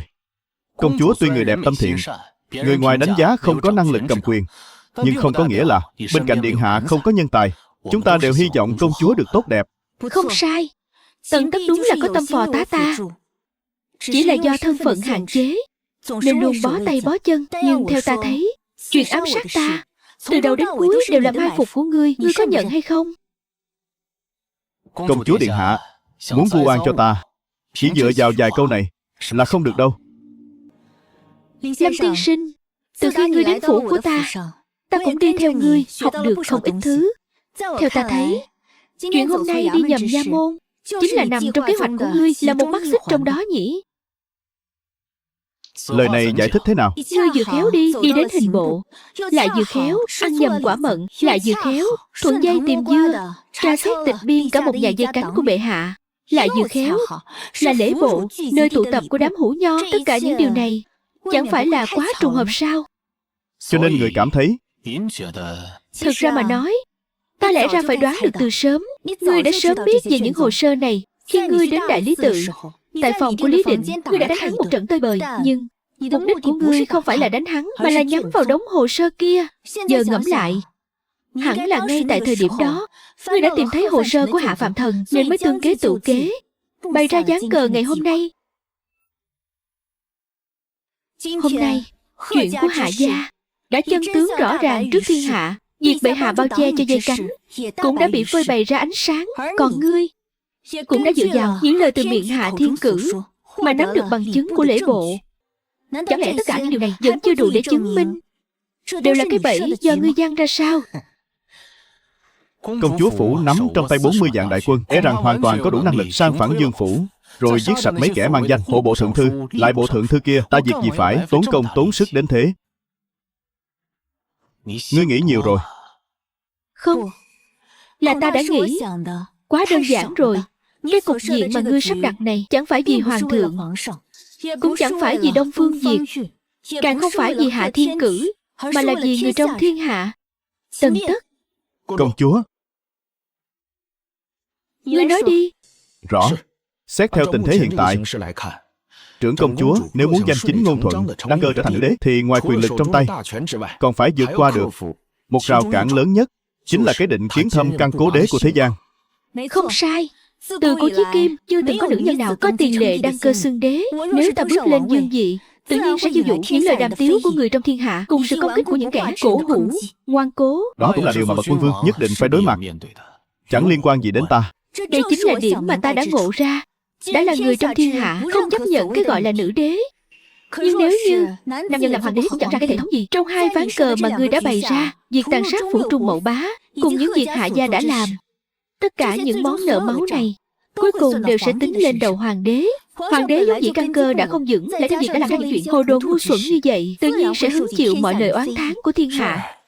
Không có so sánh thì sẽ không có cách biệt. So sánh ra thì công chúa điện hạ vốn dĩ đã giỏi hơn bệ hạ đương triều không ít rồi. À phải, cuốn sổ sách này là ghi chép qua lại gần đây giữa công chúa phủ và hoàng hà. Trên đó ghi chép chi tiết mấy năm nay công chúa phủ đã chi trọn vẹn 500 vạn lượng dưới danh nghĩa công chúa phủ để chi viện cho thủy lợi hoàng hà. Lâm Dịch, ngươi còn lời gì muốn nói không? Còn nữa, gần đây Dương Tạ hai nhà bị lục soát tịch biên, toàn bộ ruộng đất dưới danh nghĩa bọn họ đều bị quan phủ xung công. Nhưng trên danh nghĩa là xung công, thực tế là chia cho một số tá điền và lưu dân để hưng tu thủy lợi, đánh cường hào, chia ruộng đất. Những việc này đều là chuyện tốt lợi nước lợi dân. Hơn nữa, những việc này trong mắt bá tánh đều là làm dưới danh nghĩa công chúa phủ. Cuối cùng, chắc chắn đều sẽ quy công lên đầu công chúa. Đúng vậy. Như thế thì bá tánh mới có thể nguyện ý ủng hộ trưởng công chúa điện hạ. Cho nên cái cục diện ngươi dựng lên không chỉ xử lý sạch bọn họ, mà ngay cả lãnh tụ văn đàn Đông Phương Việt, còn có kẻ trong thuyền hoa Liễu Trung Bình, Từ Mặc, hay là đám lão già cổ hủ ở lễ bộ đều bị ngươi dọn dẹp sạch sẽ. Ta tin rằng chuyện trưởng công chúa đăng cơ làm nữ đế dưới sự dẫn dắt của ngươi hiện nay là vạn sự đã đủ, chỉ thiếu gió đông thôi. Trưởng công chúa, hôm nay người hỏi ta nhiều như vậy, rốt cuộc là muốn nói gì? Đã là tiên sinh, cũng là vì làm việc cho trưởng công chúa, vậy ta tự nhiên cũng nguyện ý bán mạng vì tiên sinh, muôn chết không từ. Lâm Dịch, ngươi đã làm nhiều chuyện như vậy, ta chưa từng nhúng tay can thiệp. Chẳng lẽ những điều này còn chưa đủ để bày tỏ tâm ý của ta đối với ngươi sao? Chúc mừng ký chủ, giúp trưởng công chúa thu được uy danh, dẹp yên chướng ngại trên đường đăng cơ. Điểm độc sĩ cộng 8, thu được sự tin tưởng của nhân vật quan trọng Tần Tất. Điểm độc sĩ cộng 3, cốt truyện phát sinh thay đổi. Trưởng công chúa đã nhất kiến chung tình với ngài, mời ngài nhanh chóng hỗ trợ công chúa đăng cơ. Đã phát hiện điểm độc sĩ vượt quá 25 điểm, cấp độ độc sĩ đạt tới cấp 2. Mời ký chủ kịp thời nhận thưởng. Nhiệm vụ chính tuyến cập nhật phát hiện phò mã Trần Lễ Trung sẽ tạo thành uy hiếp đối với trưởng công chúa, mời kịp thời ngăn chặn. Phần thưởng nhiệm vụ 5 điểm độc sĩ. Lâm tiên sinh, về công chúa phủ, nhanh tay lên. Lâm Dịch, tâm ý của ta, ngươi nhất định phải cho ta một câu trả lời. Công chúa điện hạ, nếu muốn ta mãi mãi ở bên cạnh người thì hãy trở thành nữ đế trước đã, rồi hẳn xác nhận tâm ý của ta. Lâm Dịch, ta sẽ suy nghĩ thật kỹ. Quỳ xuống, hỗn xược, ta chính là phò mã, ngươi chẳng qua chỉ là một tên nô tài dưới trướng Tô Hòa thôi. Ngươi dựa vào đâu mà bắt ta? Dựa vào đâu à? Dựa vào việc ngươi cưỡng ép nạp thiếp bất thành, sau đó lại còn cùng bọn chúng làm ra những chuyện ô uế bẩn thỉu này, đủ để chết bao nhiêu lần rồi. Tô Hòa đã cho ngươi lợi lộc gì mà ngươi lại cam tâm tình nguyện làm nô tài cho ả như thế? Ta nói cho ngươi biết, nếu nàng ấy xảy ra chuyện gì thì những mưu tính này của ta còn có ý nghĩa gì nữa? Ngươi bây giờ tốt nhất là nên lo lắng cho cái thân mình đi. Ta có cả đống cách để chơi với ngươi. Không, ngươi phải cùng ta lên công đường. Dù sao thì cũng phải làm việc theo quy trình chứ nhỉ. Muốn giết ta sao? Không dễ thế đâu. Trảm Lập Quyết hay là Lăng Trì, ngươi tự chọn đi. Có điều, phò mã già, ta cũng không phải là không thể cho ngươi một cơ hội. Chỉ cần ngươi đem những kẻ cấu kết với ngươi ở Khước Diêm Viện và cả danh sách quan lại của công bộ khai ra hết cho ta, cùng với bằng chứng các ngươi tư thông, đưa hết cho ta. Nếu không thì ta đành tự mình đi tìm vậy. Khoan đã, sao chuyện này ngươi cũng biết? Thôi được rồi, ngươi có rảnh mà theo dõi ta thì chẳng lẽ ta không rảnh sắp xếp vài người bám theo hắn sao? Sao hả? Ngươi thực sự tưởng rằng cái thứ lòng lan dạ thú này chịu buông tha công chúa rồi ngoan ngoãn ở nhà rửa tay nấu canh sao? Ngươi đừng có nằm mơ nữa. Bán đứng người khác như thế không hay lắm đâu nhỉ. Ngươi không bán đứng bọn chúng thì cái đầu của ngươi e là Được, ta sẽ lập tức khoanh hết danh sách của công bộ và Khước Diêm Viện ra ngay đây. Trong số đó cũng bao gồm những kẻ giúp ta vận chuyển muối xuống Trường Giang. Nhìn xem, ta đã xử lý qua bao nhiêu người. Ngươi là kẻ đầu tiên biết điều như thế này. Đã có thành ý như vậy, thì ta sẽ cho ngươi sống thêm vài ngày. Biết đâu ta vui lên, lại tha mạng cho ngươi không chừng. Ngươi đâu? Dạy hắn xuống.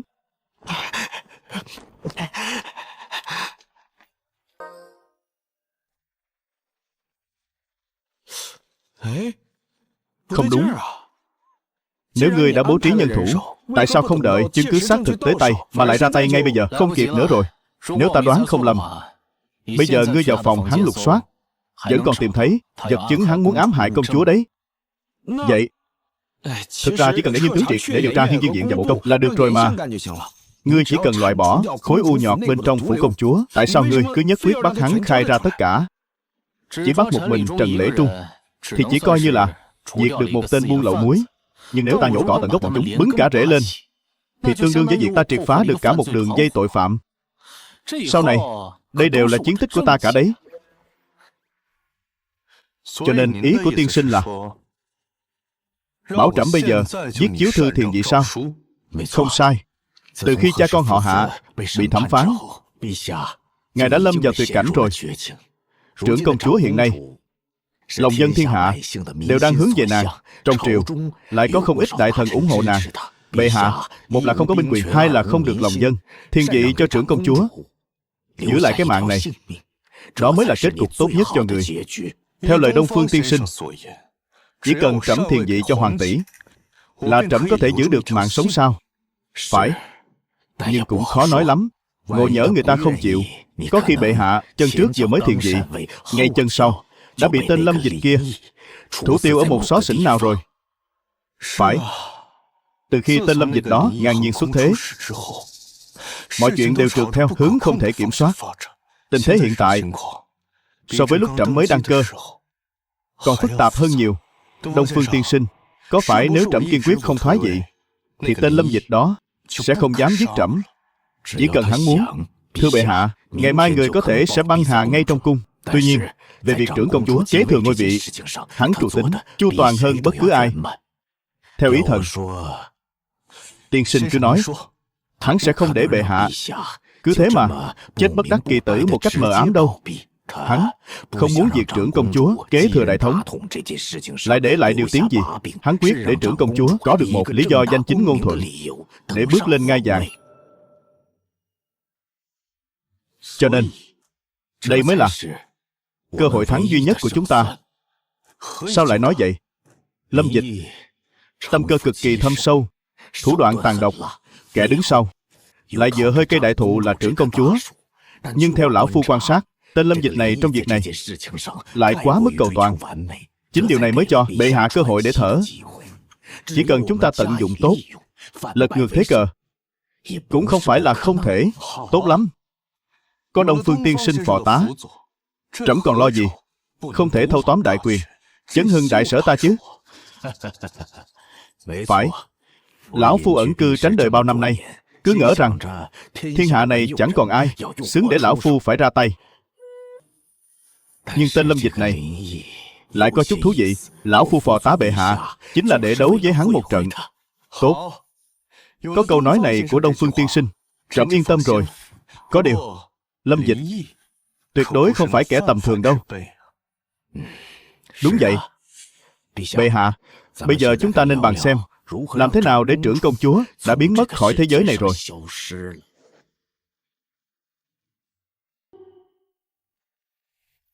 Nhiệm vụ hiện tại: 1. Phò tá Tô Hòa dùng lý do hợp tình hợp lý đăng cơ xưng đế, phần thưởng 15 điểm độc sĩ. 2. Chỉnh đốn võ lâm đại sở, tiếp quản võ lâm minh, phần thưởng 10 điểm độc sĩ. 3. Cải cách bộ máy quan lại đại sở, phá vỡ thế độc quyền của các thế gia hiện nay, thay đổi hiện trạng hàng môn không có cửa thăng tiến, phần thưởng 10 điểm độc sĩ. Xem ra việc đưa trưởng công chúa ngồi lên ngai vàng cũng nên đưa vào lộ trình triển khai dần là vừa.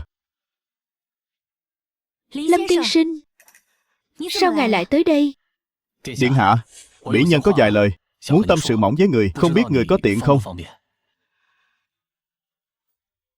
Tiểu phó, lui xuống đi. Dạo này điện hạ có vẻ rất chuộng màu đỏ nhỉ? Ngày nào cũng diện hồng y, Cũng hơn 1 tháng rồi. Cũng không hẳn là thích lắm. Chỉ là tháng trước vừa mới hòa ly với Trần Lễ Trung. Trước đây hắn không thích ta ăn mặc quá sặc sỡ, nên ta toàn phải mặc đồ nhu mì, thanh đạm. Nhưng tháng trước tiên sinh có nói ta hợp với màu đỏ, mặc thế này rất đẹp, nên ta cứ mặc suốt thôi. Phải rồi, lần trước phò mã đến tìm công chúa Hòa Ly, hắn không giở trò gì với người chứ? Cũng không có gì. Hắn đối với ta khá là cung kính. Hắn còn bảo tiên sinh ngài đúng là lo nghĩ cho ta từng ly từng tí. Không tồi. Người là công chúa, Trần Lễ Trung chỉ là tên thường dân. Cho dù là Hòa Ly thì cũng phải là người ban cho hắn tờ hưu thư để đá hắn đi, tiện thể chiếu cáo thiên hạ, mặc hồng y vào, cho nó hỉ hả. Dù sao thì cũng coi như chúng ta thoát khỏi bể khổ. Người thấy có đúng không? Phải ha. Lâm tiên sinh nói gì cũng đúng. Ta ấy mà, hồi đó lúc thành thân với hắn đã chẳng ưng ý chút nào, giờ cuối cùng cũng đi đến bước đường này. Không ngờ lại thấy lòng có chút trống trải.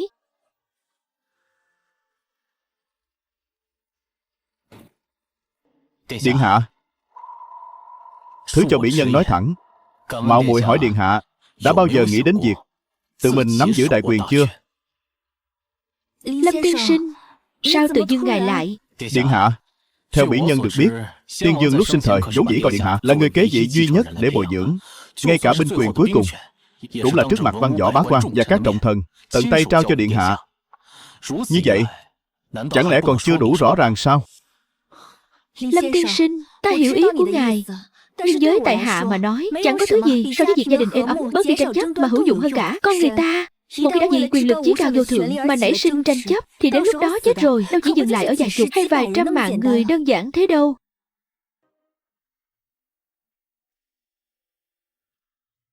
Đã vậy, nếu điện hạ đã nghĩ như thế, xem ra tại hạ cũng chẳng còn lý do gì để mặc giày ở lại nữa rồi. Lâm tiên sinh, của ngươi là điện hạ. Người trong thiên hạ chẳng ai là không lấy việc phò tá minh quân làm trọng trách. Nhưng vị bệ hạ hiện nay mắt chuột tất quan, tài hèn sức mọn. Ta tin là công chúa cũng thừa sức nhìn ra điều đó. Vậy mà công chúa lại viên vào một cái lý do hư ảo viển vông như thế, để rồi buông xuôi. Vậy xem ra điện hạ chắc cũng chẳng cần ta phò tá nữa rồi. Tiên sinh, Người, điện hạ, chúng ta hết thời gian rồi. Ngày mai, nếu người không thể cho ta một câu trả lời dứt khoát, Lâm mỗ sẽ tự mình rời đi. Cáo từ.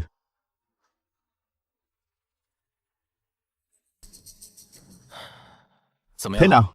Chằm chằm bên đó có tin tức gì chưa? Lâm Dịch, ngươi là thánh sống phương nào thế? Bên đó quả nhiên có biến, đang ngấm ngầm thanh lọc quân đội đấy. Theo cái tốc độ này, không quá tối mai sẽ tập kết xong xuôi cả thôi. Tối mai à? Kể ra cũng không lệch với dự tính của ta là bao. Này, vậy chúng ta bây giờ nên làm cái gì?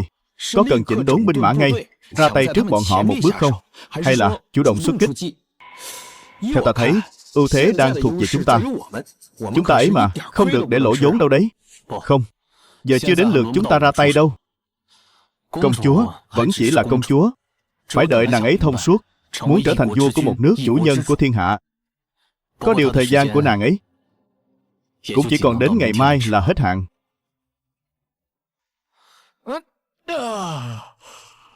Lý đại nhân, đến sớm thế này cũng chẳng bảo người thông báo một tiếng. Chẳng lẽ lại coi rẻ cái mặt tiền của ta quá đấy? Đến nước này rồi mà còn tâm trạng đùa cợt sao? Ta đến để lấy mạng ngươi. Một mình ngươi? Đương nhiên là không phải. Bên ngoài của công chúa hiện đang có mai phục 1000 giáp binh. Bọn chúng sắp phá cửa sông vào rồi. 1000 giáp binh này ở đâu ra vậy? Ngươi còn nói nhảm cái gì? Đương nhiên là do bệ hạ thân chinh ban tặng rồi. Nói thật lòng, ta cũng khá là khâm phục ngươi đấy. Chỉ mất chưa đầy 1 năm mà đã thâu tóm toàn bộ Diệt Trị Quan, Muối Sắt và binh quyền của đại sở nắm chặt trong tay. Nhưng hiện tại ta cũng chỉ có thể vào đây báo cho ngươi cái tin này thôi. Bọn họ không chịu sự kiểm soát của ta. Những việc khác ta lực bất tòng tâm. Được rồi, chỉ dựa vào bọn chúng mà đòi giết ta sao? Ta giết ngươi trước. Tên họ Lý kia, uổng công ta tin tưởng ngươi như vậy, ngươi lại dám đối xử với ta thế này sao? Ta nói cho ngươi biết, hôm nay ngươi đừng hòng bước ra khỏi cái phủ trưởng công chúa này. Lý đại nhân, là ông muốn hại Lâm tiên sinh. Đừng ham chiến, tình hình hiện tại chưa rõ ràng. Mau đưa ta rời khỏi đây trước. Rõ. Phải đảm bảo an toàn cho điện hạ trước. Đã hiểu.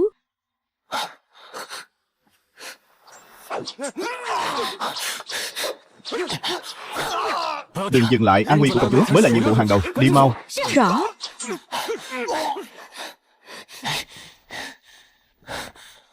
Lâm tiên sinh, thượng quan cô nương, tốt quá rồi. Mọi người vẫn còn sống. Ta và điện hạ đều. Ta vào bẩm báo ngay đây. Cứ làm theo lời ta dặn.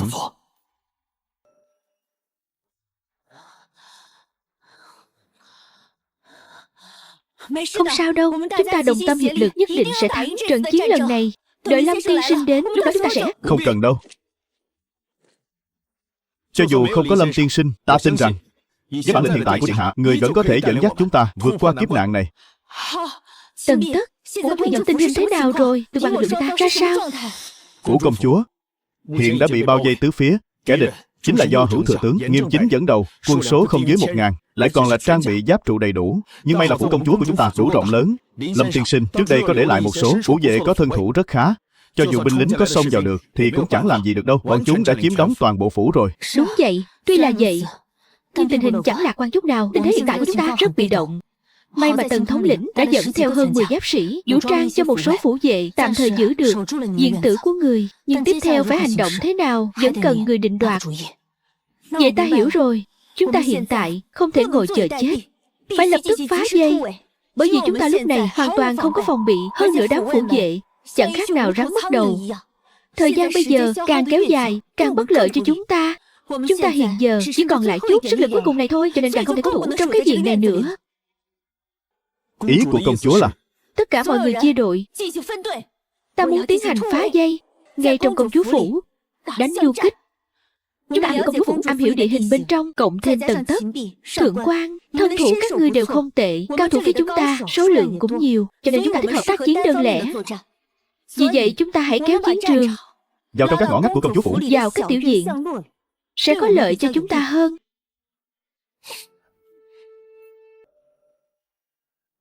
Nhưng mà công chúa, cho dù người đứng ở trong đội ngũ ở vị trí trung tâm nhất, cũng không cách nào đảm bảo người được an toàn tuyệt đối.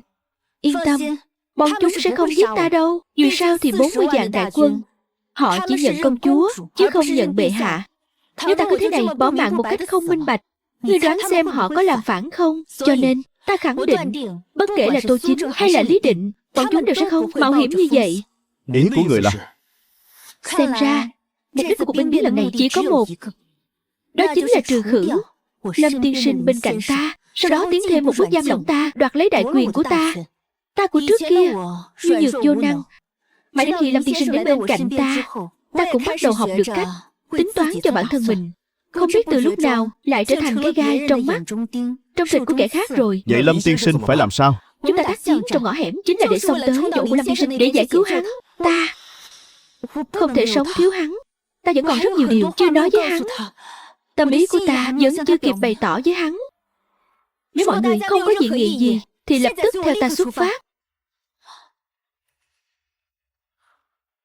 Lâm Dịch, làm tốt lắm, không phụ sự kỳ vọng của ta.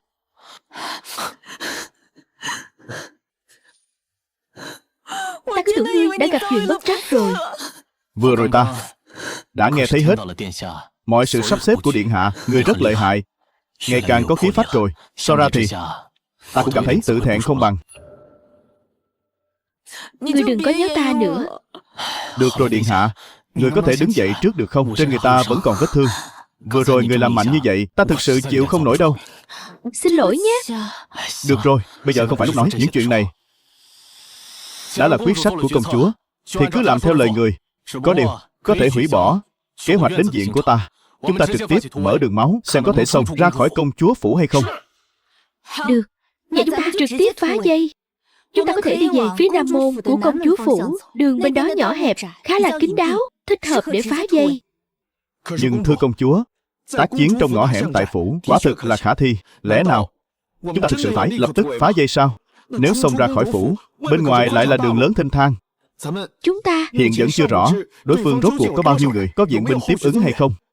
Cứ thế mạo hiểm xông ra, lỡ như trên đường lớn gặp phải viện binh của địch thì chẳng phải chúng ta sẽ bị tóm gọn cả ổ sao? Vậy cũng còn hơn là ngồi trong phủ chờ bị bắt như ba ba trong rọ. Ta đoán lần này Chúng đã mang theo 1000 giáp binh, được trang bị vũ trang tận răng.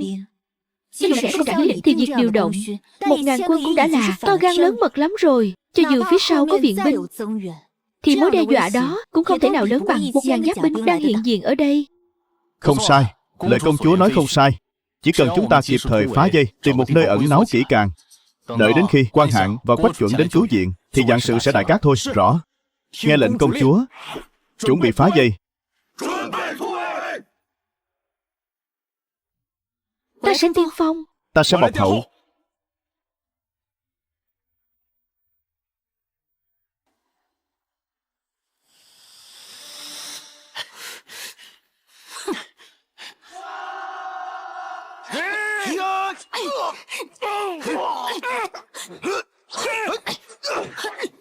Điện hạ mau đi đi.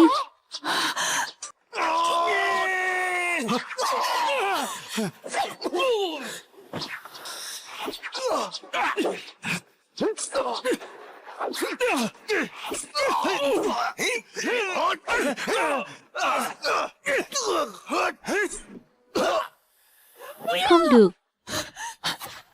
Chấp nhận hy sinh cũng là một trong những bài học bắt buộc của người. Chỉ cần là những thứ dính dáng đến quốc gia đại sự thì ắt sẽ có hy sinh, sẽ phải đánh đổi. Việc người cần làm chính là dùng sự hy sinh nhỏ nhất để đổi lấy lợi ích lớn nhất. Nhưng mà không có nhưng gì cả. Từng người một. Hãy nhớ kỹ, người đã không còn đường lui nữa rồi. Nếu người không thể đăng lâm đại thống khiến vạn dân quy phục, vậy thì bọn họ ở dưới suối vàng có lẽ cũng chẳng thể nào nhắm mắt xuôi tay được đâu.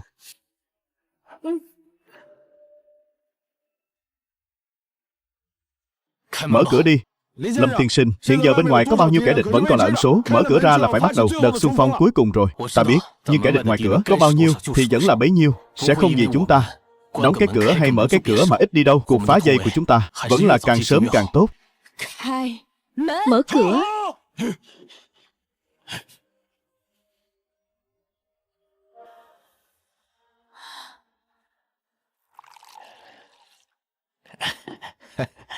Bệ hạ, ngài uống chút rượu đi. Bệ hạ, ngài có ý gì? Sao ngài cứ uống mãi cái thứ lê hoa nhưỡng này thế? Nào, uống thử cái này của ta xem. Bệ hạ, ngài uống thứ này.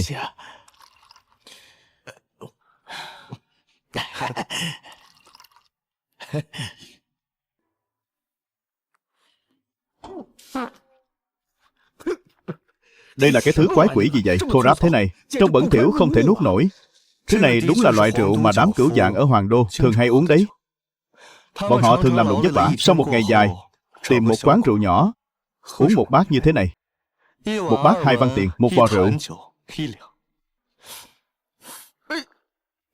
Bệ hạ, ngài vậy mà lại uống loại rượu giống hệt đám cửu dạng. Hoàng thượng à, khi người khác coi ta là hoàng thượng thì ta mới là hoàng thượng. Khi người khác không coi ta là hoàng thượng nữa thì ta ngay cả đám cửu dạng trong hoàng thành này cũng chẳng bằng đâu. Tuy bọn họ làm công việc bẩn thỉu một chút, mệt nhọc một chút, nhưng chỉ cần ở trong cái hoàng đô Trường An này, không cần phải lo lắng liệu ngày mai trẫm có còn tại vị hay không. Nhưng trẫm sẽ làm được. Bệ hạ, tại sao lại như vậy? Trẫm mơ thấy Tô Hòa, nàng ta muốn giết trẫm. Nàng ta cầm thanh lợi kiếm, trẫm muốn chạy trốn, nhưng trẫm lại chạy không thoát. Trẫm muốn kêu cứu, nhưng đám đại thần ở ngay cửa. Bọn họ cứ nhìn trẫm mà cười. Bọn họ còn đứng bên cạnh cổ vũ công chúa, nói rằng hãy giết hắn đi, công chúa điện hạ, giết hắn đi. Ngươi chính là hoàng đế mới rồi. Bệ hạ, người đa nghi quá rồi. Nhưng tại sao trẫm không thể làm hoàng đế? Trẫm cũng là con của tiên đế mà. Trẫm còn là đích trưởng tử. Dựa vào đâu mà bọn họ đều chỉ ủng hộ ả ta mà không ủng hộ trẫm chứ? Chẳng lẽ chỉ vì mẫu thân của ả là tiên hậu sao? Bệ hạ, người cứ yên tâm đi. Qua ngày hôm nay, toàn bộ đại sở đều hoàn toàn là thiên hạ của người. Cả cái công chúa phủ, chúng ta sẽ nhổ cỏ tận gốc. Quyền lực bị phân tán sẽ thu hồi lại toàn bộ, cho đến ngày mà người độc chiếm đại quyền trong tay.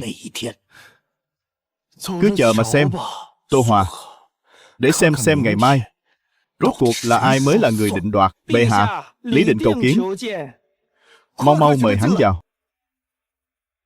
Tuyên, Lý Định tiến điện. Bệ hạ, hai ta di giá sang Thái Cực Điện đi. Hôm nay phải ôn lại chuyện xưa thật tốt mới được. Bệ hạ, hiện nay tình hình trong hoàng thành rất lạnh nóng, biến động không được. Chúng ta đều không có cái nhã hứng ôn chuyện cũ đó đâu. Hẳn là bệ hạ cũng trong lòng tự hiểu rõ mà. Được, cứ theo ý khanh. Chúng ta có gì thì nói thẳng. Hôm qua hai người chúng ta sau khi thương thảo xong, Nghiêm thừa tướng nói với trẫm, bước đầu tiên của khanh là lẻn vào chỗ Lâm Dịch trong viện của tên nghiệt chủng đó, lấy cái đầu trên cổ hắn đem xuống đây, sau đó mang về gặp trẫm. Việc này khanh đã hoàn thành chưa? Không làm được. Bên cạnh hắn có một nữ nhân có võ công cực cao, trẫm cũng nghe nói rồi. Bên cạnh Lâm Dịch có một nữ tử tên là Thượng Quan Lạc. Nữ nhân này khủng bố như vậy sao? Nghe đồn từng dùng 3 quyền đã đánh bại 3 vị đại tông sư tọa trấn. Việc này khanh không làm được, trẫm không trách khanh. Để hắn chạy thì cứ cho hắn chạy đi. Chỉ là một gã độc sĩ cáo mượn oai hùng mà thôi. Hắn chẳng gây ra được sóng gió gì đâu. Kệ sát hắn đi. Sau chuyến này hắn sẽ phải nơm nớp lo sợ bị truy nã ngày đêm, chẳng sống yên ổn được đâu. Về việc trẫm bảo khanh dẫn 1000 giáp binh bao vây phủ công chúa, chuyện này khanh đã hoàn thành chưa? Cái này cũng chưa làm được sao? Nhân lực của bọn họ đã có tính toán từ sớm. Có thể nói dường như trong hàng ngũ chúng ta đã có nội gián của họ. Cơ bản là mỗi ngã đường đều có viện binh kéo tới, muốn cưỡng chế chặn giết trưởng công chúa là điều căn bản không thể làm được. Vậy khanh còn nói đã đoạt binh phủ của tướng sĩ ngoại cung đem về tay, tạm thời kiểm soát bố cục hoàng đô.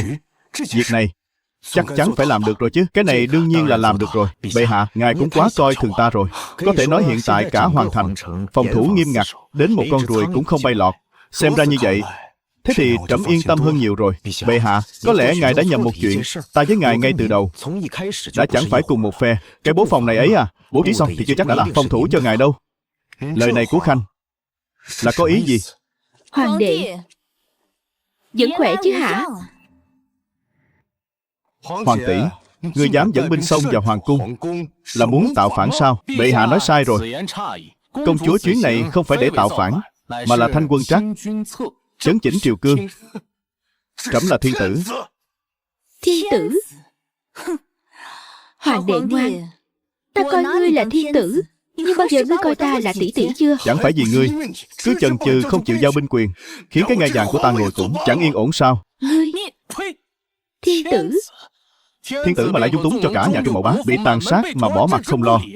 Thiên tử mà lại bao che cho tên hạ phạm thần ngược sát hàng chục thiếu nữ. Thiên tử mà vì tư lợi cá nhân phái binh dây đánh phủ công chúa, muốn dồn tỷ tỷ ruột vào chỗ chết. Trẫm đây là đang bố cục mưu hoạch. Đây là tội trạng mà Hạ Thiên Cử trước khi chết đã thú nhận. Trong đó ghi chép chi tiết việc Tô Chính đã chỉ đạo hắn như thế nào, ém nhẹm tội ác của con trai hắn. Còn nữa, sự tham ô bao năm qua của lễ bộ đã dùng cách nào để làm đầy sổ sách tư khố chưa hết. Đông Phương Việt trước khi chết cũng từng khai ra Lưu Công Công và Trung Mậu Bá đã hợp mưu, có ý đồ ám sát người. Nghe thấy chưa hoàng đệ? Không phải là ta không cho ngươi cơ hội. Tất cả là giả. Là Tô Hòa, là Lâm Dịch. Hai kẻ đó đang vu khống trẫm. Trẫm là thiên tử, không kẻ nào được phép nghi ngờ. Cấm quân đâu? Cấm quân ở đâu? Mau bắt lấy đám loạn thần tặc tử này.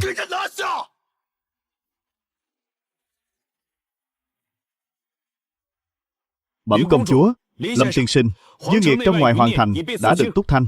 Những kẻ ngoan cố chống cự đều đã bị xử tử tại chỗ. Là các ngươi ép ta.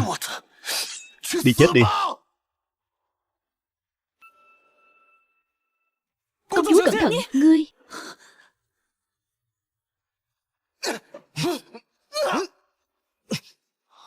Tô Hòa, ngươi dám thí quân đoạt vị, ta làm ma cũng không tha cho ngươi đâu. Giải hắn xuống cho ta, giam lại chờ xử lý.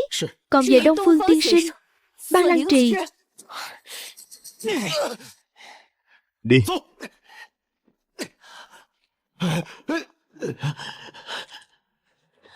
Cuối cùng cũng kết thúc rồi. Mời tân đế. Tế Thiên.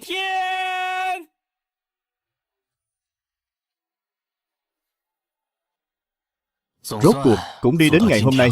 Phải đó Lâm tướng, nếu không nhờ ngài vị trưởng công chúa mà dốc lòng mưu tính, là chúng ta có sống hết kiếp này cũng khó mà đợi được cảnh tượng ngày hôm nay.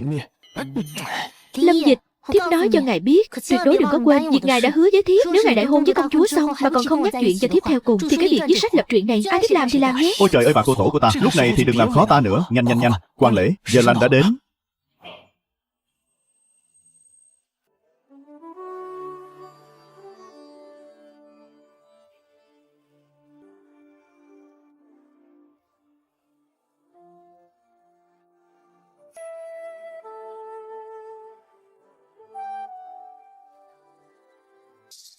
Khẩn cầu thượng thiên, Hồ Hữu đại sở, phúc trạch vạn dân.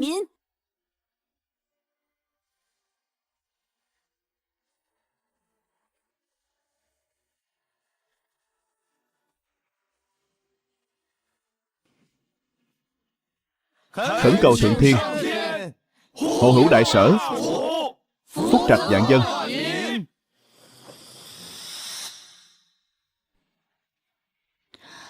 Lâm Dịch, nếu không có ngươi, ta không thể đi đến ngày hôm nay.